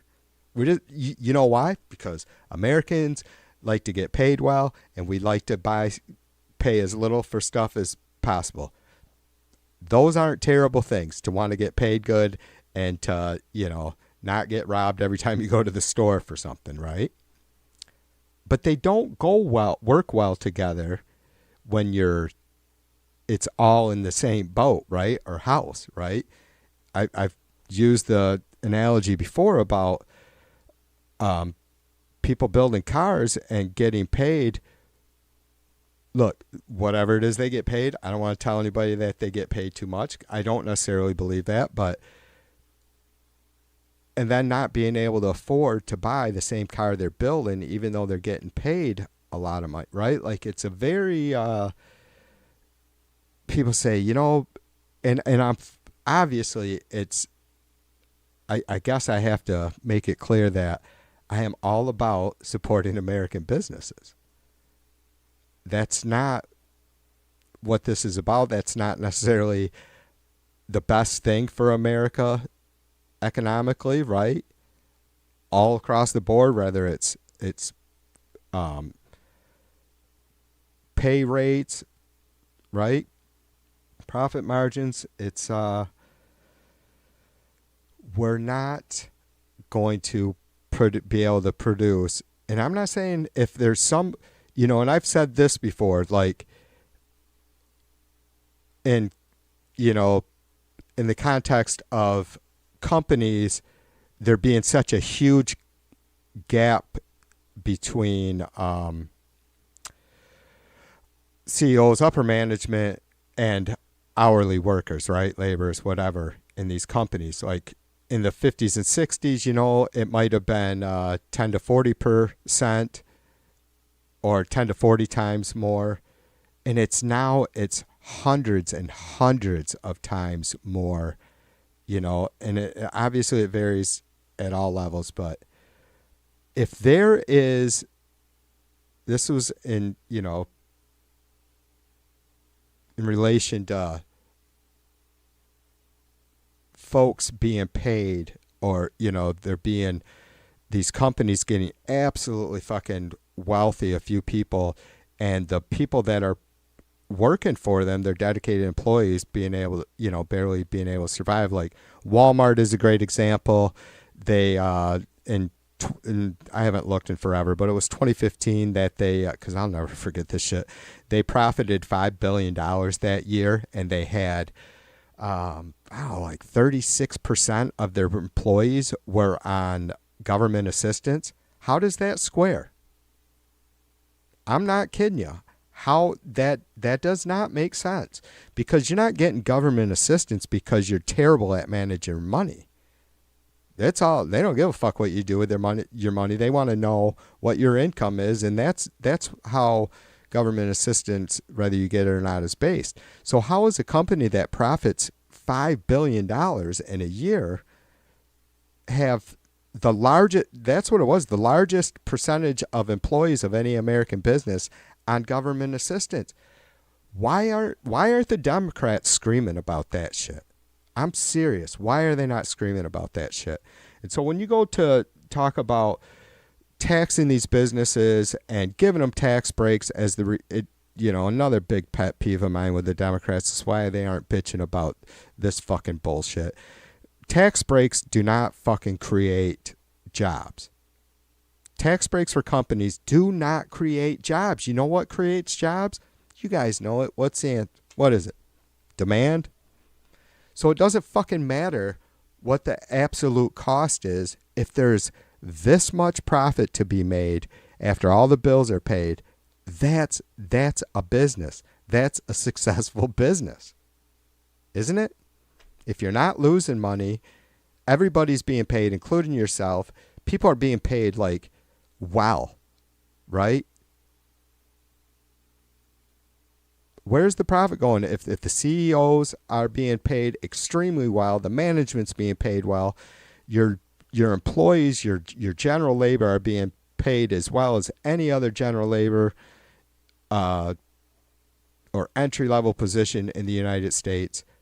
How much fucking profit does a company need to make beyond that? And I'm not saying that I should have a say in what an exact number is or how, or if we, obviously right now we don't. There is no sort of legislation or consensus on a limit to what a company can profit. Clearly. I mean, for fuck's sake. What they said, 1,800 billionaires in the United States? Something like that, 1,500, 1,800.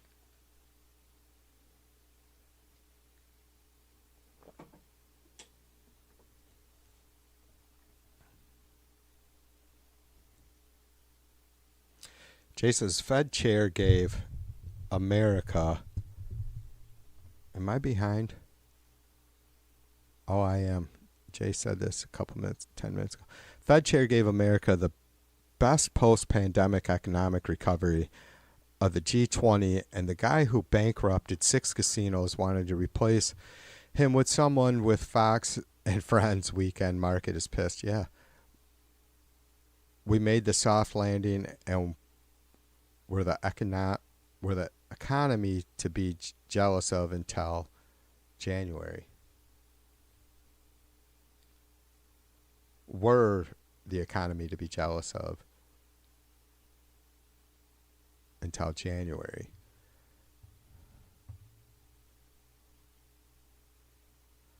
So we got one other person that voted, and now it's 53% say no, Hegseth will not be fired over this. I think I only heard really one good reason, but we can't go with each passing day. It seems like less and less we're able to look at any sort of fucking past cases, situations, administrations, and have any sort of clue as to how it's gonna drop, right? I guess what I'm trying to say is it seems like, for the most part, I think most people believe that it wouldn't have fucking mattered, Republican, Democrat administration at any point in the past. This would not, either have not happened. If it had, we probably wouldn't know about it, I guess. Maybe that's a good thing that we do know about this shit now. Or at least, seems, but Trump's administration is a complete fucking clown show. So who knows how, maybe they're showing, yeah, I don't know. I have a lot of thoughts on that. So how this,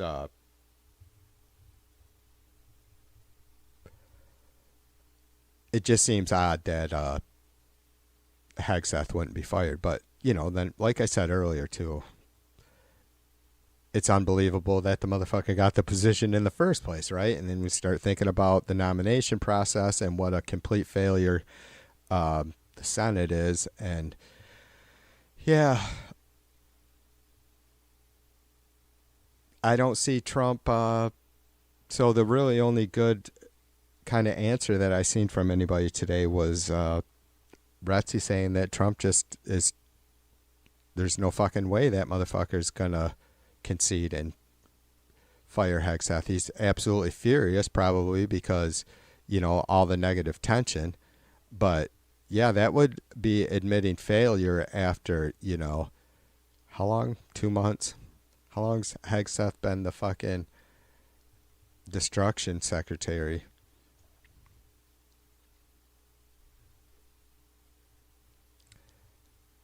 So yeah, there's probably, I suppose looking at it that way, that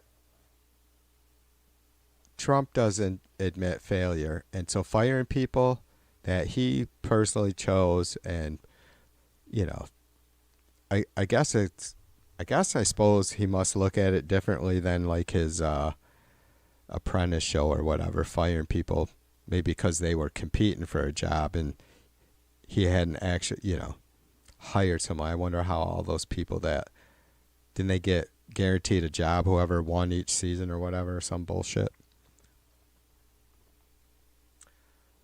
Wonder where those folks are now. Probably had to sign all kinds of fucking non-disclosure agreements to, and none of them probably, who wants to go up against Trump. I guess he's got a lot of money for lawyers. Thanks to the RNC.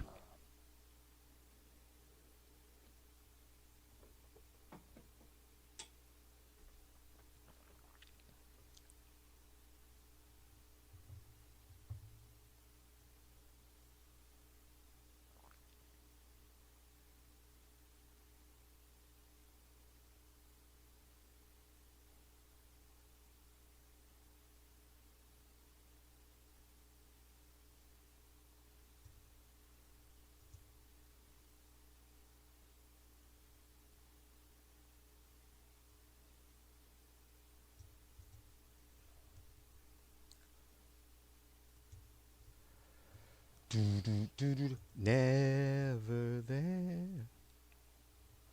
I need your arms around me. I need to feel your touch.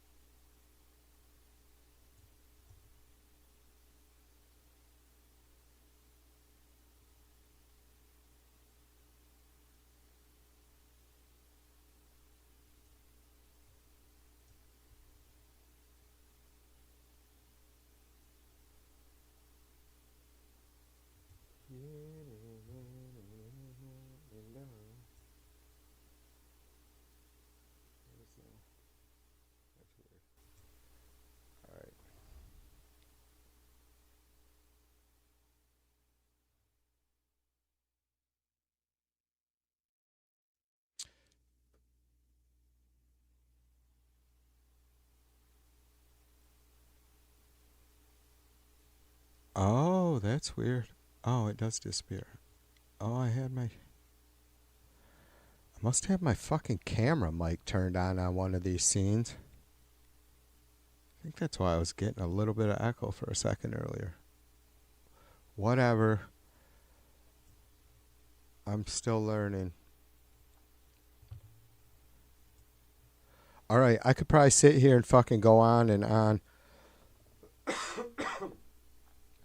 all to myself forever. I'm losing my fucking voice anyways for some stupid reason, so maybe that's a good segue or good way to end this. I appreciate all you beautiful motherfuckers. I appreciate all you folks hanging out quietly too. Come in and, whatever it is. No, I guess if you're still listening, you can't be too disgusted by the stream, right? Not that I give a fuck. Anyways, I don't have a fucking title for this tune yet. I think there's a little bit of it posted on the chan.